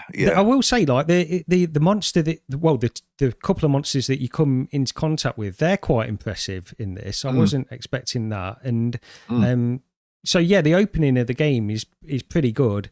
It is janky. there's a few different issues that I had with it, really. And the demo is only short; it doesn't take you very long to get through at all. So yeah, is it still available, or was this just available during the next fest? I think it's still available. I don't think there was a time. I know the VR demo now. Yeah, it's still available. It is also online co-op as well, which I didn't realise till I had a look. So it's a co-op. I had no idea that was co-op. Yeah. Oh, because I had to go with it too. I had to go with this as well. I did like. I mean, it looks nice. I mean, it doesn't run great on my PC, but nothing ever does. There is a puzzle you come to at the first. It's like some sort of weird. It's got like an alien vibe to it, and I thought, did you see that, Rog? It's got like 3 little rotating. Yeah. Did you work that one out? Because I only find 2 of them. I don't think I. Yeah, I did. The first time round, I didn't. Who's the noob in the video run out of ammo? That was me, PD. Yeah, that was one thing I will say. That opening section was really scarce. Where it tells you to shoot the thing so it drops on the creature at the beginning. You don't have to. It'll do it anyway. And they should have made that. Maybe it's because you can run out of ammo there that they didn't make it a fail state. But if they're telling you to shoot something to drop it on the creature, it should be designed where you can fail it, I think. Well, I ran into a problem at that point, because that's where you get the gun, the ammo, and it's probably me, because I know this is in other games as well, but to do the slide on the gun, you have to use the trigger, not the grab. So I was using the grab, and it wasn't doing anything. So you've got to be aware, and it doesn't tell you. No. As far as I know, it doesn't tell you got to use the trigger to do the slide. So yeah, I got stuck on that bit. There's a few things. Main fan had problems with the backpack. I didn't have problems getting the backpack out when I needed to, but sometimes when I was just, randomly thinking, I'll have a look what's in the backpack or whatever, there was nothing there. Nothing would be available. But then when it tells you to get the backpack out, and from subsequent areas where you have to get stuff out of the backpack, then I was able to. So there's definitely little bits of jank in this game. But I'm sort of with you, Rog. I think they've done a good job. And for next Fest title, that's the thing. We play so many of these next Fest titles in VR that just feel like they're way too early. And this one probably stands out a bit more because it felt, although janky, like a finished demo, really, where it could use some refinement, I suppose. What got me was I liked the way that it shows you that there's hopefully there'll be a variety of puzzles, and I like that. Okay, yes, there's the standard. Oh, there's a fuse missing from this box, so you need to find the fuse. But then there was like the elevator, and it's like, oh, I can't make it go down, and there's a counterweight, but there's the minecart, so you have to use the minecart on the thing to lower yourself down. And then it was like, hang on a minute, how do I get back up now? I liked it. I like the puzzle element in it as well. It was it had just the right balance, nice sort of balanced combination of shooting stuff and figuring stuff out, and the sense of exploration. This is coming to Quest as well, which would explain there are some little bits in it where do look a little bit low res. Main fan he took a screenshot of an absolutely horrific texture, telling you to use the knife or the gun, I think, to cut the lock. Although there's a typo, and it says use the knife or the GAN. So, maybe they're going for the sort of like use your GAN rather than your gun. But I liked it. It's junky, but they've got time. They've got time to sort stuff out, I think. So I'm actually looking forward to it. I don't want the counter hovering next to the gun, your ammo counter hovering next to the gun. That really shouldn't be doing that anymore. Find a way to put the ammo counter natively into the world, either a digital display on the gun, or maybe an ammo counter on a wristwatch or something like that. Don't just have it floating there. That looks old. That looks like an old design decision. But aside from that, looking forward to it. Okay, so we finally actually got Quest version V81, which allowed us to try out the Meta Hyperscape capture demo. Right, one sec. I'll be back in a second. I've just got to turn eating off. It's red hot in here. I've left the controls in there. Just spare me one sec. Yeah. We're nothing if not professional. Not professional, absolutely. But Gary, you tried the Hyperscape capture demo first, because I was struggling to get version 81. Yeah. And nobody suggested that rather than using the desktop app to try and opt into the public test channel. I should have done it on my phone, and maybe I should have realised that, but neither of you told me. I assumed you were just doing it on your phone. Oh, the air was blue with Rog with his too. I wasn't happy. But yeah, go on, Gary. Yeah, so I saw this, and this is one of them things where you look at it and you think immediately. I was thinking, this is never going to be as good as they're showing. That's my immediate thought on this, because I remember back all these years that we've been using VR, and you try all these photogrammetry things and stuff like that where they're scanning real places. Some of them look great, but there's always problems with them. And then there was this thing as well, and on the VR gaming podcast, Mainfan mentioned this, and this is what I was thinking about with this as well. The Google Welcome to Lightfields demo that was on Steam years and years ago. So this is a demo where they captured various scenes, but with this special camera, like an array of cameras that would spin round and capture this scene. So it's a really expensive capture method, but then you go in and you try this demo in your VR headset in Steam, and it would be like the most photorealistic environment you've been to, way better than photogrammetry. And also all the reflections and everything like that, as you move through this scene that they've prepared for you within a certain area, you get all these realistic reflections in this scene as well. So it was fantastic. So when I saw this, I thought, okay, it's going to be like a very low poly kind of version of your room. I was absolutely shocked by how good this is. It's bizarrely good. So you go around your room the same way that this guy is doing in the video at the moment. And there's like a 3-step process, if I remember correctly. And you go through and do like a general room scan. Then it will ask you to, and you're sort of generating the mesh as you go around your room, as you do when you set up a play space in the Meta Quest 3. But then what it will do is it will tell you to go around your room again and almost like move through and then get rid of this mesh that you've created by looking at all the different areas again. Then the third step, you can go through and capture areas in more detail.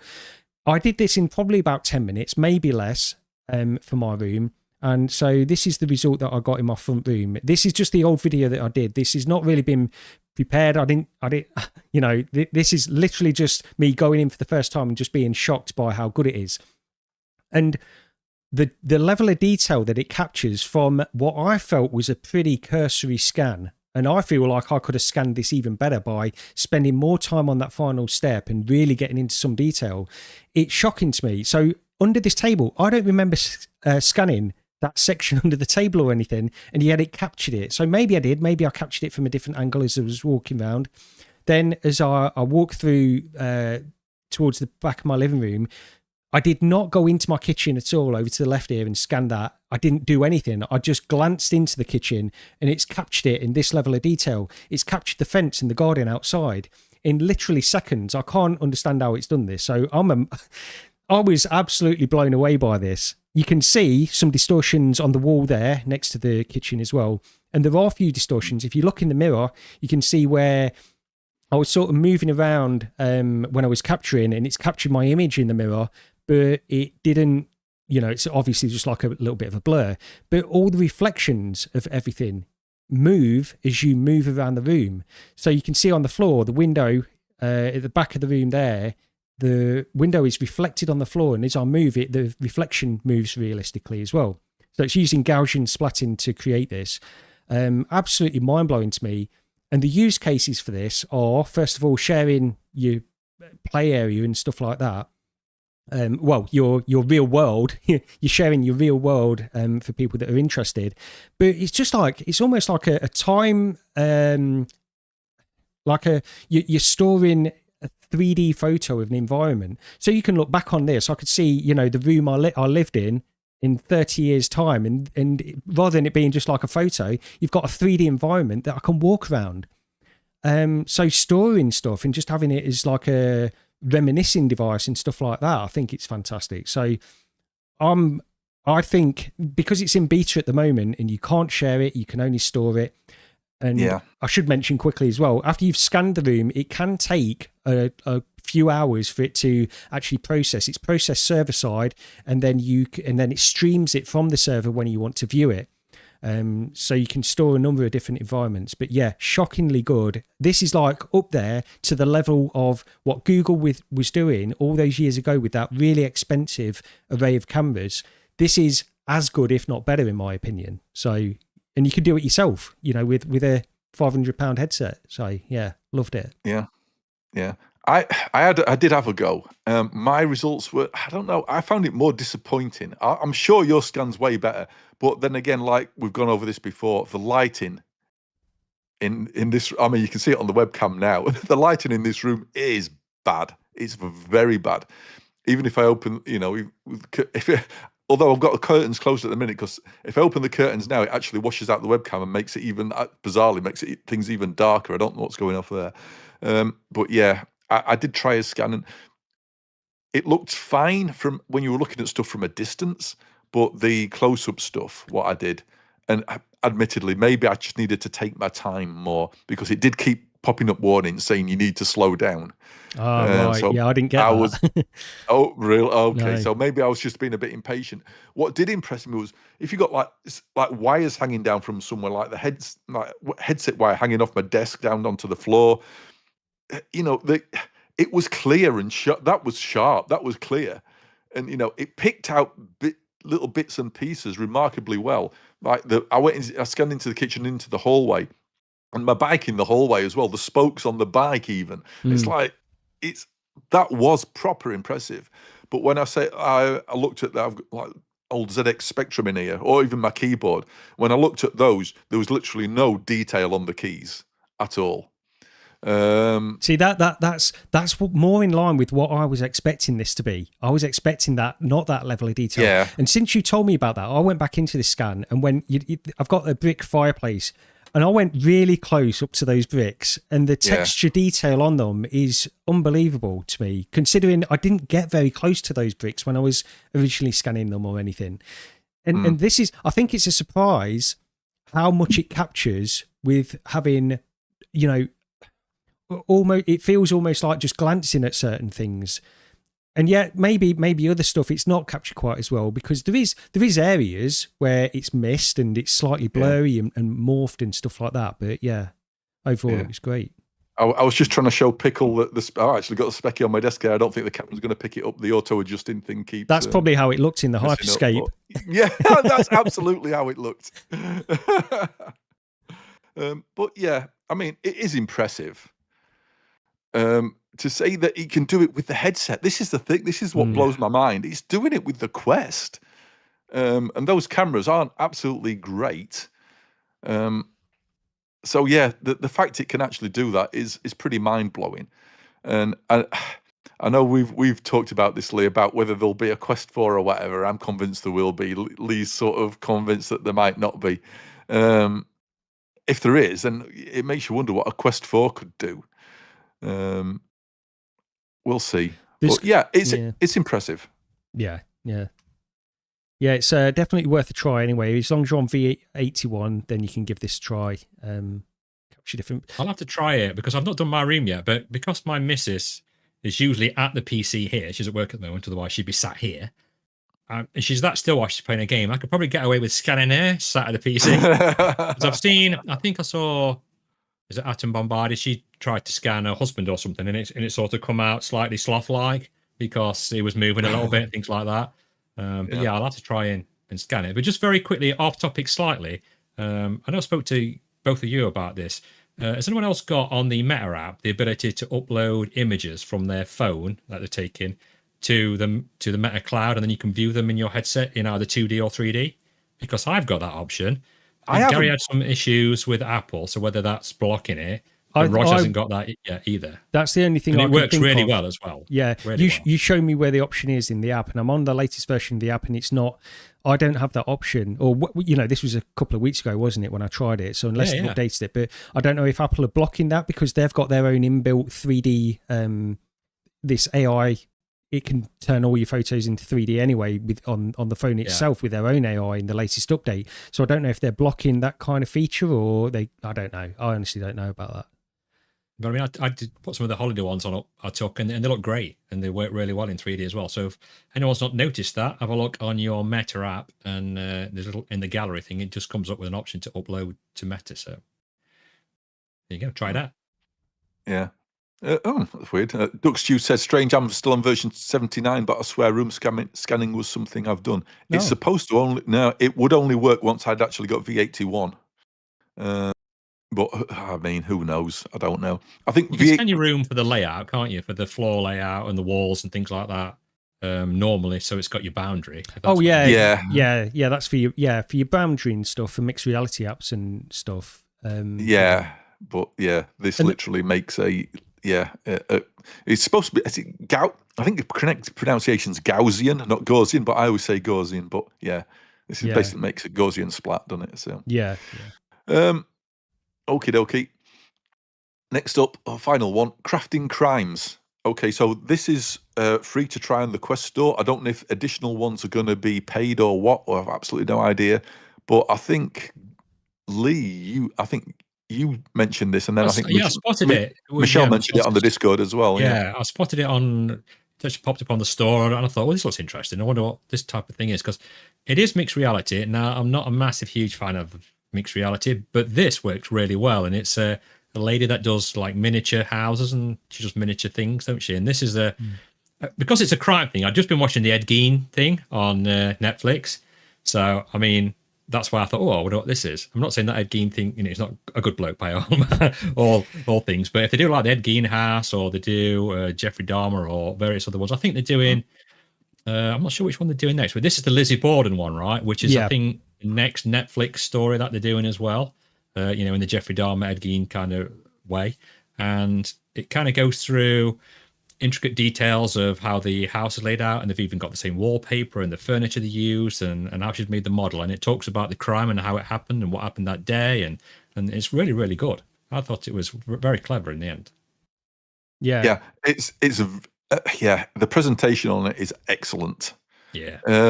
The only thing there's a couple of things I'd pick up on. Firstly, you can only use hand tracking with it. You can't use controllers. There's absolutely no need for that at all. There's no reason why you shouldn't be able to use the controllers. It doesn't do anything that would sort of like, prevent that, I don't think. And I hate hand tracking. It works fine. It works well enough. I don't think it really failed on me. It's all right in this because it's just so it's minuscule, the amount of interaction you have anyway. I mean, one thing I will note is that I was sat down, and I think the probably best way to do this would be to stand up. Then you could walk around the area, because you can't rotate anything the house-wise or anything like that. No, if you put your hand into it, it sort of disappears the walls, doesn't it? I noticed that last night. Just when it finished, I was like, that was cool. You sort of you move your hand over the walls, and it sort of it makes it disappear. But I mean, it is what it is. Very well presented. Apart from the hand tracking thing, the frame rate, the frame rate doesn't. It struggles. The frame rate struggles at points, but it's such a sort of. It literally is. It's, if anything can get away with. The frame rate not holding, it's something like this. But I do hope they can actually sort the frame rate out. I do think there's no need for it to be in like a mixed reality thing either, because it darkens out your room that much. At points you can barely even see your living room. So just put it full on into VR, get rid of the overhead of having to do pass through, and maybe pull some performance back that way. There's no real need for it to be a mixed reality, or give it, make it an option. But decent, free to have a look at anyway. So definitely go and try it out. It's I really enjoyed it. I wish, because it's only about 20 minutes long, is it, this first one? I'd say that, It looks like they've got about another 2 planned at least anyway within this, and like you say, maybe you have to purchase those. You can try this one for free, just get an idea of it. And just the presentation itself, what your interaction is basically to build these houses from the small parts that this woman, so her name is Carol K. Raz.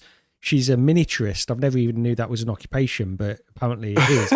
So she like Lee was saying, she makes all these, miniature diorama versions of these crime scenes in order to get more detail out and see if there can be any clues that can be sought out from doing it this way. But yeah, I mean, I really enjoyed it for what it is. I wish there was part of me thinking they could have really expanded this into like an hour-long kind of thing, gone into really in depth into the crime and the investigation, and because it's sort of surface level. To learn more about that, yeah. It's very scratching the surface. Yeah, there'd need to have added to it, I think, because there's no actual sort of 3D characters into it. When you're talking about people going into a room or approaching the house, you just see like a shadow of the character moving along, and there's at one point it does sort of go life-sized. But it never really, it's sort of a rare thing. They could have done more with that, with actually physically putting you inside the room, life scale. But it never really, it never really pushes that very much. You spend most of the time sort of, say, assembling the little miniature diorama. But, Here's the thing though, after watching it, do you think she did it? I'm still Well, this is it, innit? This is the thing. If there's anything about it I wasn't keen on, it's the fact it's looking at stuff it's open-ended, isn't it? It's not being solved, and so there's no sort of resolution. And it's like, well, make your own mind up. It's like, you're still none the wiser at the end of it. She absolutely did it. Did she? I mean, she's living with a big, massive house on the hill with her sister at the end. Yeah. Fair enough. Absolutely. Hang on. Allegedly. Right, okay. This is 100 years old, right? I think it's from 1800s. Like I said, it's going to be a Netflix show. So, it'd be interesting to watch. So, before we move on to the news, anyway, I do want to shout out Hippie Pickle, who's in chat. He's doing, I think, some charity live streams soon. So, if you've got any news about that, Pickle, stick it in the chat. Let everybody know. Go and follow Hippie Pickle. Donate if you can. And he'll be doing that soon. Samsung Galaxy XR releases finally. Yep. Do we know much about it? I mean, I've watched a few videos and stuff, but saw an unboxing video this morning. It's like we need Steve to buy one and then come on the podcast and tell us all about it. Well, he said he's interested, isn't he? He said he's interested. So you never know. You never know what the future holds. We'll see. If he gets one, we'll get him on the show. Might be on the show. As for design, though, I mean, it looks very, very similar to another headset from another company. Well, they're all going on. Can they this. get away with that? Or Play for Dream did. Well, that's what I mean. It's and then again, you've got a car, and a car looks like another car, so it's I suppose it's that type of thing. But it looked, I've seen a few people trying it. It seemed to work with Steam VR already, so there is that. I think I saw a clip of Bradley trying it with Half-Life Alyx, saying it's running really well. I think it was that one. Or it could be the Apple one I'm thinking of. But I saw a video unboxing and it looked pretty decent, like you expect. It's got eye tracking in it, so it's very similar to the Apple. You can look at the icons, open up Chrome or whatever. But I mean, it's like, was it $1,800? $1,800 for the headset, but then it's the controllers, if you get them with the headset, $175, but they're already sold out, so you can't do that anyway. So the $250 extra for the controllers, which so it's like $2,000 then. But it's not for us then, is it? Do you know what I mean? No, it's I think the problem is I'd use it mainly for PC VR, and I think the fact is it's got a very high resolution, so it's even higher than the Apple Vision Pro, right? But the refresh rate of this is 72 hertz, and it can run at 60 hertz as well, and it's also got a 90 hertz mode, but apparently you have to unlock the 90 hertz mode by doing a service request, so you have to contact them in order to do it. And there's a reason for that, and people have got some various ideas of the reason for it, and I don't know specifically why that is, but it's something to do with the fact that the panel itself can't go up to that native resolution at those 90 hertz, so it will probably drop the resolution down, then upscale it in something like how big screen beyond 2 does, something like that, I would imagine. 72 is okay for a lot of people anyway, if they're like streaming PC content. So I think I'd be okay with that. But I'll tell you something. 60 hertz. I know people say, but so useful. Please give me a 60 hertz mode on Quest just for capturing correctly frame-paced video. Yeah. For, to stick on YouTube. It's like, it would be so good to be able to record it like a native 60 FPS rather than having to do any number of workarounds to try and get smooth looking video. So it'd be good for in that regard, but a bit of an extreme sort of thing to go to just to be able to do that. Yeah, I think because it's got this thing. The interesting thing about this as well, it's where one of the things. It's got Google Maps immersive mode, which caught my eye because I'm still a big fan of Google Earth VR. I think we've all tried that, and it's great to play that. So this is like a updated version integrated within Google Maps on this headset as well, which is a good thing. Again, it's not really worth that high asking price for it, but I suppose from Samsung's point of view and Google's point of view, they're doing stuff that the Apple Vision Pro is doing, albeit on a much lower powered headset for a much lower cost. So that I suppose this is just sort of an experiment at the moment, or I wouldn't say experiment, but they're only launching in Korea and the US at the moment, I suppose, to test the waters, see the interest, gauge the interest before expanding into other areas. So I from the look of it, it doesn't look to be a bad headset. It's difficult to justify that price for what we're interested in, though. For this kind of stuff, I think that's what it comes down to. Yeah, it's like there's 4 figures for a headset. It's a massive ask. I know. I mean, we're still waiting to hear what's going to be happening with, say, Deckard or Steam Frame, whatever you want to call it, and that will be the only one. What makes me go? Yeah.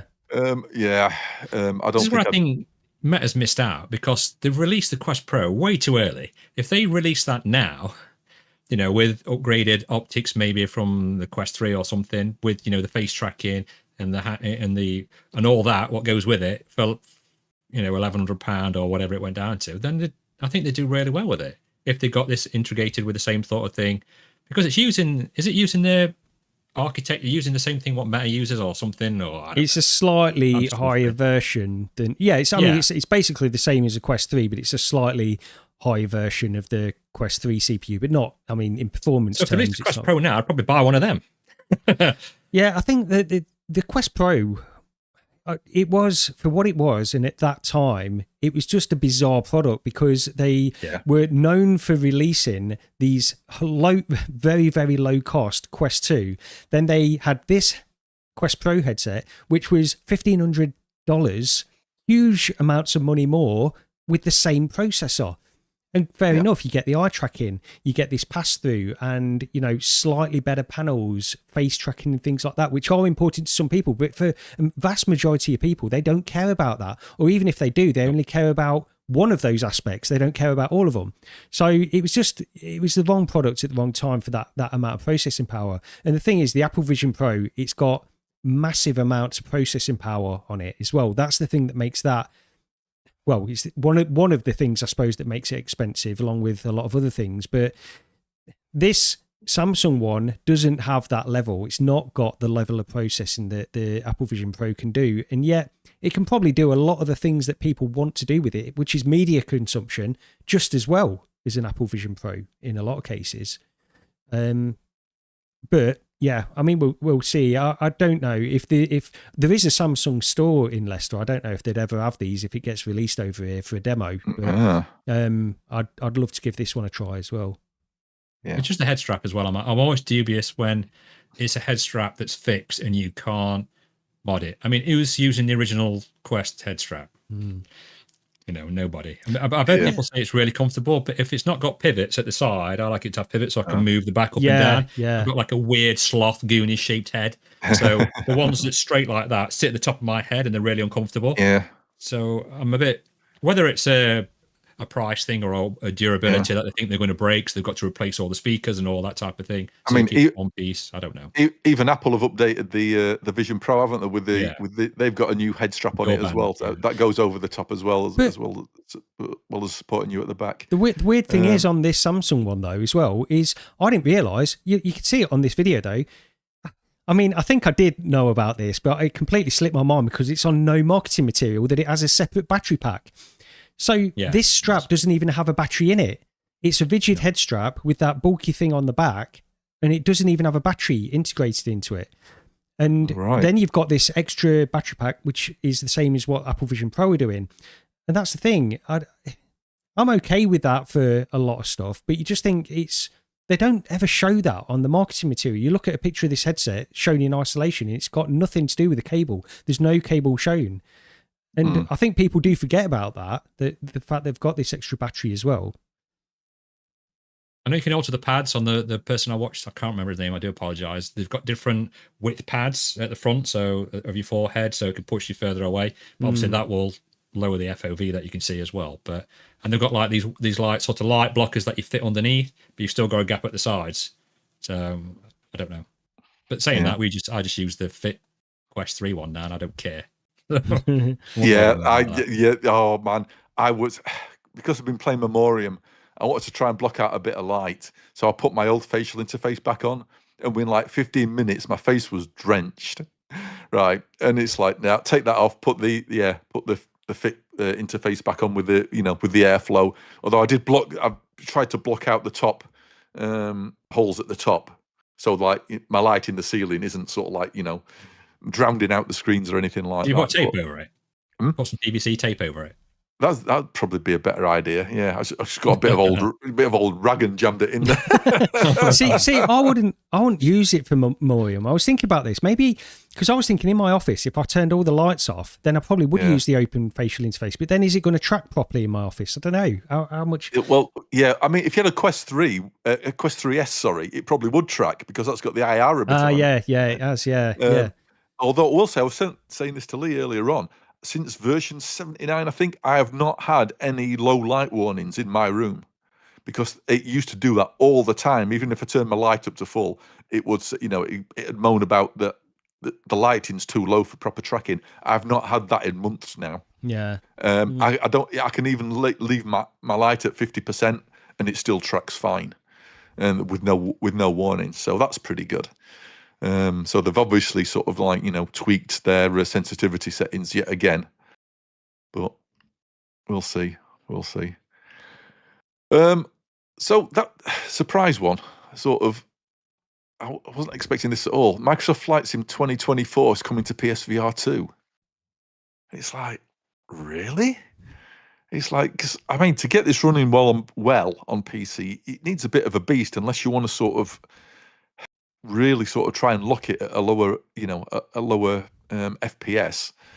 It's never run. I've never been able to get it to run what I'd consider acceptably. I think you've locked the frame rate down, didn't you, Gary, when you tried it? Pretty much everybody that will play this, even on a 5090, the people that I watch that play this, the VR Flight Sim guy and some of the others, the flight simmers, the hardcore flight simmers, will always use like a multiplier. So they'll lock it in reprojection, they'll lock it down to 45, play it 90 or 60 and 120 and that kind of stuff, because it's difficult to get native frame rates in all areas. I mean, in some areas you can, like in the more sparse wilderness areas, you can get native frame rates in this, but then if you want to go to a city, you're struggling.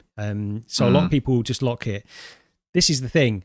I mean, I don't know how they're going to do this, because not only are they running on PS5 or PS5 Pro, they've got to run it in VR in this headset. They're obviously going to be using eye tracking. It's got eye tracking built into it now anyway on PC, so they know what they're doing there. So presumably that will just be the case on PSVR 2. It's got to be. But then they've got to hit at least 60 FPS. They don't get the option on PS5 or PS5 Pro to go to, say, 45 or something like that. As far as I know, unless they've got special, because it does do 90, but they don't have any games that do 45 to 90 as far as I know on PSVR 2. Yeah. So they've got to, at least, if they're going to adhere to the normal way that games are on the PS5 and PSVR 2, then they've got to get to at least 60 FPS. And that means it's got to take a massive hit on graphics or detail or photogrammetry of the cities or something. I don't know how they can do it. It's really going to be interesting, because there'll be nothing more that I would want. I would buy this again. I don't own the 2024 version, but I would purchase this on PSVR 2, on PS5, if I felt like it was going to be consistent and I could play it in VR without the tinkering. I don't like tinkering. This is the thing. I'm a PC VR player, but I don't want to spend hours tinkering with stuff. I do because I have to. But it's just hard to believe they can get this running. And I'll go back to No Man's Sky on PSVR 2 as well. When they first implemented the DFR update, I felt like it was satisfactory performance there. There were still areas where it would drop. It wouldn't hit the reprojection frame rate, but generally it was pretty good. Since subsequent updates, it no longer runs well on PS5 with PSVR 2. It's bad. It's poor now, and you need a PS5 Pro. And I feel like if that passes the certification or whatever it needs to every single time there's an update, then they're going to let this slide and it's not going to perform well. That's my gut instinct. It's not going to be a good experience, but we'll see, because I would buy it. I would absolutely buy it if it performed well and looked good. It's the older you get, the less you want to mess about with stuff, the more you want you just want stuff to work. I mean, good grief. That's why I give PCVR a miss, because I have to start messing around with reprojection, I have to start lowering frame rates, I have to mess around with Steam VR to low resolutions. I'm like, put my Quest on, play. It's there's something to be said, isn't there, for the I think what it comes down to is how much you want to play certain games, how much work you want to put into them. People that are really into Flight Simulator spend hours and hours tweaking it and getting I understand why, But I'm the same for general VR games that I just want to go in and try. If they're not performing great, then why am I going to stick with it and tinker with it for an hour when I'm probably going to put half an hour in and decide it's not for me or something like that? So it's very specific to the types of games that you want to really put that work into. Yeah. But it's going to be an interesting one to see regardless. But I'm with you. How the hell they're going to do it? Not a clue. The VR version is next year, isn't it? I know it says on this trailer it's coming in 2025, but that's the flat version, I think. Yeah. Is it? Yeah. The flat version's first, and then because some people have played this on PS5 already. Because sorry, did you say it's out now, or is it? I think it's. No, I thought it said coming in December. Yeah, I think it said on the. I think there's a beta. I don't know. There's a beta at the moment. Oh, right. So okay. people do have access to it, but right. not the VR version. No. Yeah. Okay. So very quickly, did I send you a Walkabout Minigolf video, Gary? And I forgot to put it on the. No, doc? you forgot to put it on the doc. I've got it here though. Yes, thought I did. I just want to mention this very quickly. Me and Rog jumped into the new map. Thank you to the devs for giving me the key to play it. But for giving Lee a key. Giving me a key. Just me. This is where I get a hole in one and much to Roger's annoyment. But I did say I was going to hit a hole in one there, and so that's kind of cool. But it's like a Halloween one that the one released the year before, like the Addams Family house, big horror house, wasn't it? And this one's like a horror. Well, I'll say horror. It's a fun land that's derelict and not in use no more. And I thought this one was pretty decent. You got some good hole in ones, as you'll see Roger and myself do, and. Yeah, I like this map. It's Walkabout Minigolf. What you say? It's great fun. It's good fun with friends. It's one of my favorite games in VR. Yeah. All the maps are great, really. And they are just some of them are greater than others. I think that's the this is one of the better ones. This is one of the better ones, definitely. Yeah, I enjoyed this one. There's a part on the video where I promised to show Rog where we're on top of a helter skelter. I think this is it. You ready, Rog? When it comes up now, and I did that. So yeah. Oh yeah. It was to hit it down there, and I whacked it straight off into the distance. But there's also that's one for Victoria. The thing with like glove puppets, as you can see on the video, with Roger and myself discovered that you can now play with the glove puppet. So that was quite a bit of fun as well. But yeah, it's good fun. Pick it up. We pick them up anyway. Yeah, and it's a really good map. Yeah, it's a decent one. So anyway, upcoming stuff. On 6th November for Quest 3, there's Laser Dance. This seems to have been in the works for quite a long time. However, it's going to be one of those games what I don't play simply because of the fact you need more room than I've got. Yeah. I can shove my sofa back and I've got floor space maybe 2 by 2 meters and that's it. In the past, I'd have been able to get more, but now I've got a desk set up here. That's staying where it is, so it's 2 by 2 is max for me. And I think you need sort of a decent sized area to get the most out of this one. I did think go on, Raj, carry on. Yeah, so I did think it was funny the way she's moving through this, through the room, like trying to keep all the parts of her body in, which I'm sure are not being tracked. Maybe though it does hand and upper body tracking, doesn't it? Now you never know. I suppose. I don't know. You never know, but I'm doubting it. Yeah, it's like I would have been cool in my 20s, but as a 50-year-old man almost, there's no way I'll be able to move around like that anyway. Me back now. Popping a hip out. I'm nearly popping a hip out. I just sat here, so doing all that, I've got no chance. But I like the look of it. She's got but she's got a big room, and it's like, I'm sorry, I've not got that space. So that yeah, it'll be yeah, I won't be playing this one. Next up, we've got Glassbreakers, Champions of Moss. I played the beta of this, ages ago. 2 years ago, was it? Something like that. Absolutely. And I mean, I like Demio and stuff like that, but this one just didn't grab me. I just wanted another. Moss game. I'm sure it will. I'm sure there'll be people out there who absolutely love it. But even back then, it felt like the people who were testing it, there were diehard players who were absolutely micromanaging every sort of thing about the game and knew everything about it. And it was just like, yeah, unless you're prepared to put that amount of sort of effort into it, you're going to go into a game and get absolutely slaughtered. It just wasn't that. I don't know. There's just nothing that sort of really enthralled me about it at all. It just felt a bit limited. I don't know. I mean, maybe it's an entirely different thing now. Say they've been doing this for the past couple of years. I'm sure it'll find its player base, but I can't help but feel it's going to be more of a niche player base than something like Demio. I don't know. Yeah, I just want Moss 3, really. Yeah, that'd be nice. Yeah. The weird thing about it, though, so anyway, this is out on PC and Quest on the 13th of November, but it's out on Apple Vision Pro as well, as long as you've got an Apple Arcade subscription. Apparently, it's part of that. So, there you go. Next up is, and I never know how you pronounce this. I always call it Lumines, but other people say Lumines. But anyway, Lumines Arise for PC and PSVR 2, 11th of November.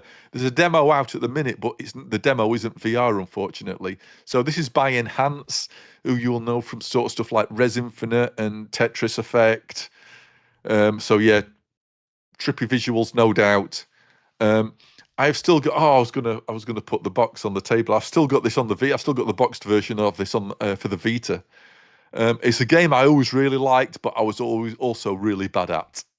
For some reason, same with Tetris as well. Really, I don't know, Tetris and this. What you need to be good at, it never really sort of clicked in my head, even though I like them. But yeah, 11th of November for PC and PSVR 2. I'm sure it'll look good in the headset. Next up is Hotel Infinity for Quest 3 and PSVR 2 on the 13th of November. This is another one of those interesting ones, what uses non-Euclidean geometry. So that we looked at, I can't remember the name of it. T for God. T for God, thank you, yes. Yeah. Similar sort of thing, but looks more puzzle-based. I don't know. The first thing I knew about this was seeing this trailer.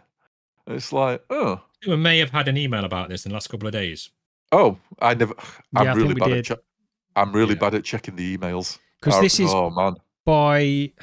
I don't know if it's from the developers of Manifold Garden, which was a game that does this. These developers, they seem to do. I was looking at their website earlier today, and they seem to do these games which are all focused around sort of different strange types of architecture and stuff like that. It seems to be, and I don't know if this is like an offshoot of that studio in order to make this or not, but yeah, they do this kind of interesting architecture type game, and I presume it is puzzle based as well. It sort of looks it. But initially I thought, I'm not going to have the room for it, and then I did read something, and it specifically mentions a 2x2 meter area. Yeah, I thought, have they actually based it around only having 2x2 meters? In which case, it's like sofa will get pushed back, and I'll give it a go. I do like those when they do that, though. When it is room scale and you've got to walk across to the other side, press a button, or come back and grab something else. Yeah, I do. I've not got the room either. Really, no. I do like them. It is very weird. If you've never tried a game like that with, say, the non-Euclidean sort of thing, where you look round a corner and all of a sudden everything's changed, it's a different corridor, a different room. It's very trippy. Yeah. But yeah, if it's actually a puzzle game as well, then yeah, I'm interested. I am interested. There's something to walking about your room that just gives you that other experience than just stood there smooth turning at a slow speed or snap turning. Like, the Meat Space VR, when you're actually walking, it takes a while for your brain because you start to like doing these little theory steps as if you're scared to walk because you're not used to walking in VR, that you're going to hit something. But these massive areas that you're playing, like Meat Space VR, I think I've showed some videos, haven't we, before when we've been. Yeah. It takes a while. Like walking up steps, I'm sort of falling over thinking I'm trying to walk up steps. Yeah. But really good experience. If you've got one near you, go check them out. I think there's one in Nottingham. It's still there near us, but I don't know if it's moved or what. I don't know. But yeah, it's a definite experience to go through with that. But I miss all of these, because games are not really designed for room scale in that way anymore. When the first 2016, 2017, you had a load of games that were designed around that, based on, I think that must come from like Valve's research and a lot of the developers that were working with Valve to do the Vive initially and stuff, because it all came around that, like saying room scale, they've got to be room scale. Well, that's what they were pushing. That was their thing, isn't it? What Oculus didn't have. Didn't do. Because Oculus was always a seated experience, wasn't it? It was always that every interview with Palmer or Nate Mitchell or whoever, it was Oculus is a seated experience. And then Valve came out and they went, room scale. Yeah. And Oculus, from that point on, Oculus never mentioned a seated experience ever again. No. They stopped doing it instantly. And it's lucky that the technology they were developing could be adapted to room scale as well, because these external sensors, you just got another, presumably, I think initially it was going to be one sensor that would come with it, and probably that's what did come with it initially. Then they started packaging it with two, and then you could add a third sensor and get, proper good quality, high quality room scale. And I do miss some of those games though. I think there is something, I don't want every game to necessarily be like that, but there was some value to having some of these puzzle games that did really focus on that. I liked it. Yeah, definitely. After that, on the 18th, we've got Deadpool VR. Is there a price for this? I can't remember. Not it's sure. Like it's one I want. I am interested in playing it, but it's like, this is going to be one. If we want it, we're going to have to buy it, because we're not going to get a key. We're not going to get the key for this one. And I do like the Deadpool films. I know some people sort of don't. You've never seen them? No. I know people. Some of my friends just do not like them at all. But for me, they're sort of like it's got humor in it, but shouldn't really appeal to me, and it just does. I don't know what it is. But I like the Deadpool film. I didn't like the latest one, the Wolverine one. I didn't like that at all. Oh, right. I wasn't keen on that one at all. But I did. It's Ryan Reynolds. If you ever seen Ryan Reynolds in an interview or something, it's just basically that. He's like that all the while through. But it's good. It's good action hero and that. I mean, it is good. Yeah, it's that fourth wall breaking thing, isn't it? Some people don't like it. I don't mind that. Yeah, I like the films. I want to see the game. Okay, 20th of November for Quest PC and PSVR 2. How do you pronounce this? Dummyo. Wow, I'm the Dummyo. Not no, Dummyo X Dungeons and Dragons. Dummyo. Dummyo. There's got Dummyo in the brain. In the podcast of the year awards clips. I can't talk. Dummyo by, I think Zuckerberg said, called it Dummyo by Dungeons and Dragons, which the X could be. Right. Okay. Dummyo by Dungeons and Dragons battle marked. 20th of November, Quest PC, PSVR 2. I hope there's a bit more of a campaign and more of a story in it, and it is a bit more sort of like, so dumb. Oh God, Quest. Yeah, I'm not going to live that one down. Dummyo. I hope it is a bit more sort of D&D in that sort of sense. There's more of a story and scenario, proper story and. Yeah, more D&D like than Demio was, or Demio. I think it is. I think you've got various different locations to go to in the game, isn't there? So you're all doing quests in it to get to a certain area, I think. From what I can tell. I've seen, a demo came out, but it was only flat screen, wasn't it, in the Next Fest? It might be still now. I don't know, but not sure. Oh, yeah, Anakazi, hello. He just pointed out, Neil Patrick Harris is doing the voice for Deadpool in the game. Oh, yeah. He does a pretty good job, actually, from the trailer. It's not... Yeah, it's never going to be spot on, but he does it. I think he does a good job. Yeah. But one try. Oh yeah, Demio. I'll give that a go. I like the other games. I thought Demio was, in all honesty, it cheated. I'm sorry, it did cheat. It was a good game. I even liked, was it Demio Battles? That got a bit of flack, although I liked that one. I did spend a good few hours playing that with a mate of mine, so I did like that. Okay, sorry, the missus just got back and I'm in trouble because I put her brand new jeans in the tumble dryer, so I may have shrunk them. Sorry, carry on. Oh dear. Ooh. What a dummy. Ladies and gentlemen, Lee's first and last appearance via video on the podcast. Oh, we dear. wish him well. Yeah, man. We'll keep this podcast going for another 7 hours till she's gone to sleep, and then we can stop them. Finally, 11th of December for PC and Quest, the Star Trek Infection. This is another one what sort of interests me, although the diehard Trekkies have been... The diehard Trekkies have been sort of slagging it off a bit because apparently some of the sound effects and some of the fonts aren't era correct. Oh, right. Oh, dear. Yeah, so yeah. Daughter telling me I'm a dead man. Carry on. So that's a hanging offence from the Trekkie fans. But yeah, I'm looking forward to this one as well. Hope it's done well enough. Some people complaining that it's a horror game set in Star Trek, but it's like, well, I'm sorry, I won't consider myself like a authority on Star Trek, but I'm sure Star Trek have done horror episodes before, so why not? I think this looks really good. I've got no problem playing this. It's in the Star Trek world. It's I'm not a massive Star Trekker or anything like that, but I'll a massive Star Trekker. Yeah, I might see that proves it, doesn't it? I think it shows when you're saying that. Yeah. Oh dear. Star When's Trek that? in Did you say, the sorry? universe. Yeah. 11th of December. All right. 11th of December. Yeah. Nice. So yeah, looking forward Looks to that one as well. nice. Yeah, absolutely.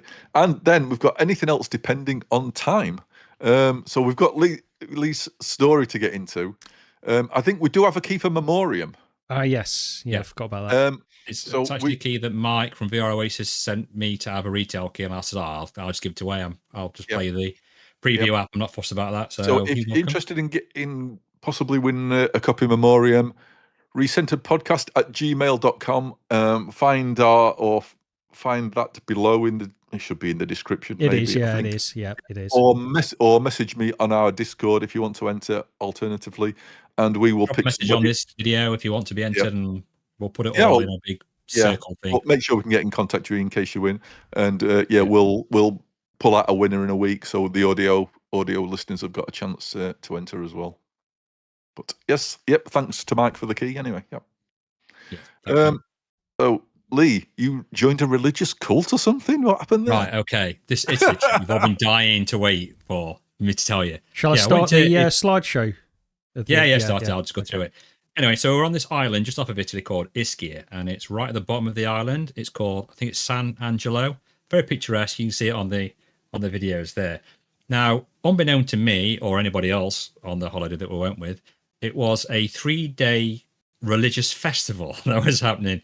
Now, it was like craziest fireworks you've ever seen. Every night, fireworks blistering off everywhere, and they were going off like 45 minutes. They were the craziest fireworks I've ever seen. However, one night we're having a meal, and I forgot to bring my tablets out. So I said, I'm going to nip back to the apartment quick, get my tablets, and it's like 10 minutes up this hill. I think there's one of the pictures you can see in the distance up the hill. And as I'm going up there, I'm passing loads and loads of Italian people left and right. There's all these little lights everywhere. There's 2 police at the bottom of the start of the hill up to our hotel. They're busy talking to some of the public. So I walk past those, thinking nothing of it, thinking I'm going to get my tablets, get back because we've ordered food. Anyway, I see all these fireworks go off. I hear all this music, and I saw people start walking very slowly down the top of this mountain. And I'm thinking, they're not coming this way, are they, surely? Anyway, as I'm walking up, there's nobody left, right. There's nobody at all on this path. The music's getting louder. I walk around the corner and get faced with 200 people coming towards me with various banners, music chanting, like Imhotep type of stuff, very religious.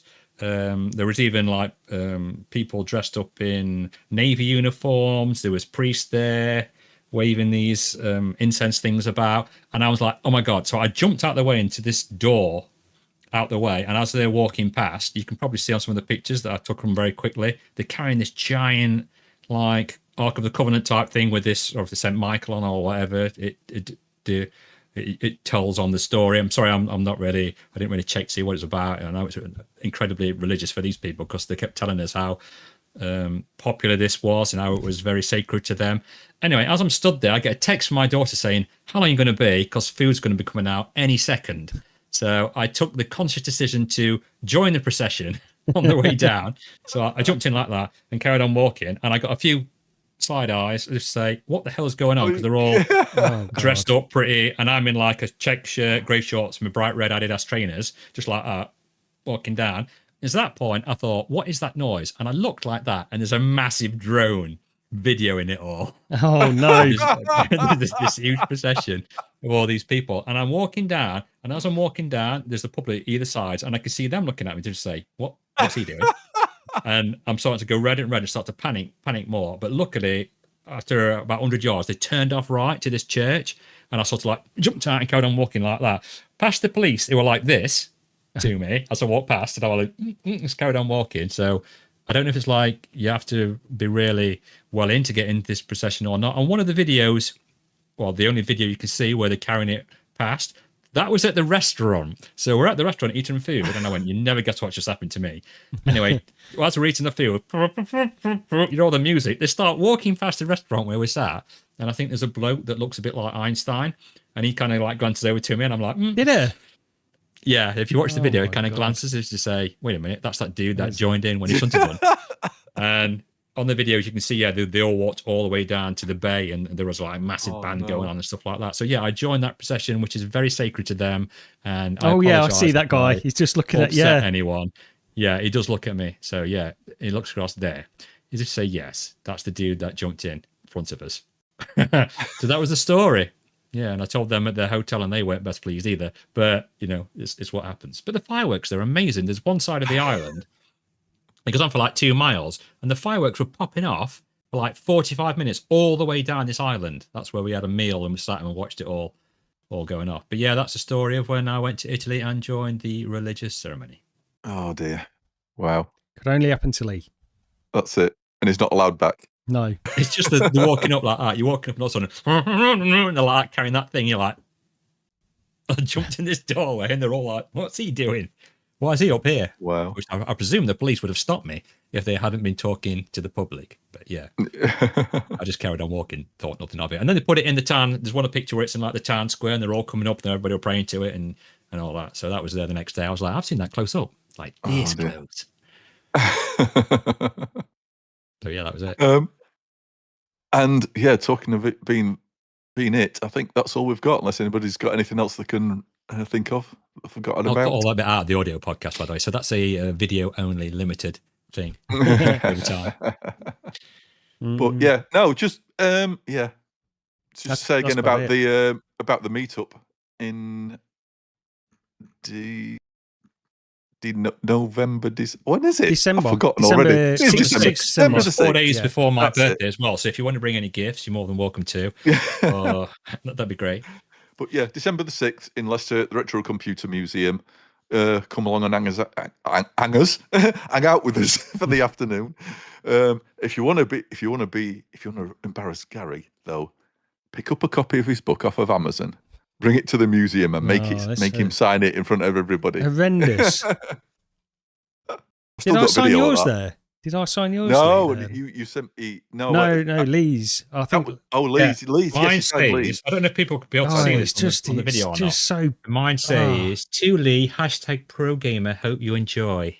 Lee told me to write that, though, to be fair. Wow. All that. Now, Gary said you're that one that's really good. I've just got an all the best in mine. That's oh, God. I do have 2 copies of Gary kind of to send me that one, although as soon as it went live, I contend that my other copy is one of the first ones, because I waited for it to go live, and then I bought it as soon as it went live. There you go. So yes, I don't sell any these days, so I'll know if you buy it. I'll know because I'll see it. I'll see it on the stats. I've really enjoyed it. I thought it was really good. And like Gary never ever promotes it. And that bloke really peed me off that time when he put that comment to one of our videos. And I'm like, right, I want to mention it every single time I can now. All right. No. Yeah. But okay, so there you go. That's it for our episode 50. Thank you very much. If you're in the chat, thank you for spending some of your Saturday with us. Have a great weekend. Yep. If you're listening after the fact, again, thank you so much for taking the time. If you like the cameras as well, or if you don't like the cameras, let us know. And then they're staying now. They're staying now because I've set up the template and stuff. So, we'll need it. We'll need a 2-person one now because Lee's a dead man. I am dreading this podcast finishing. So, 2 of us will see you next time at least, possibly 3. We never know. But that's us done. Yeah. Cheers, everyone. You going? Or am I? Gary. See you next time. Take care. Bye. Right, let's get the outro going.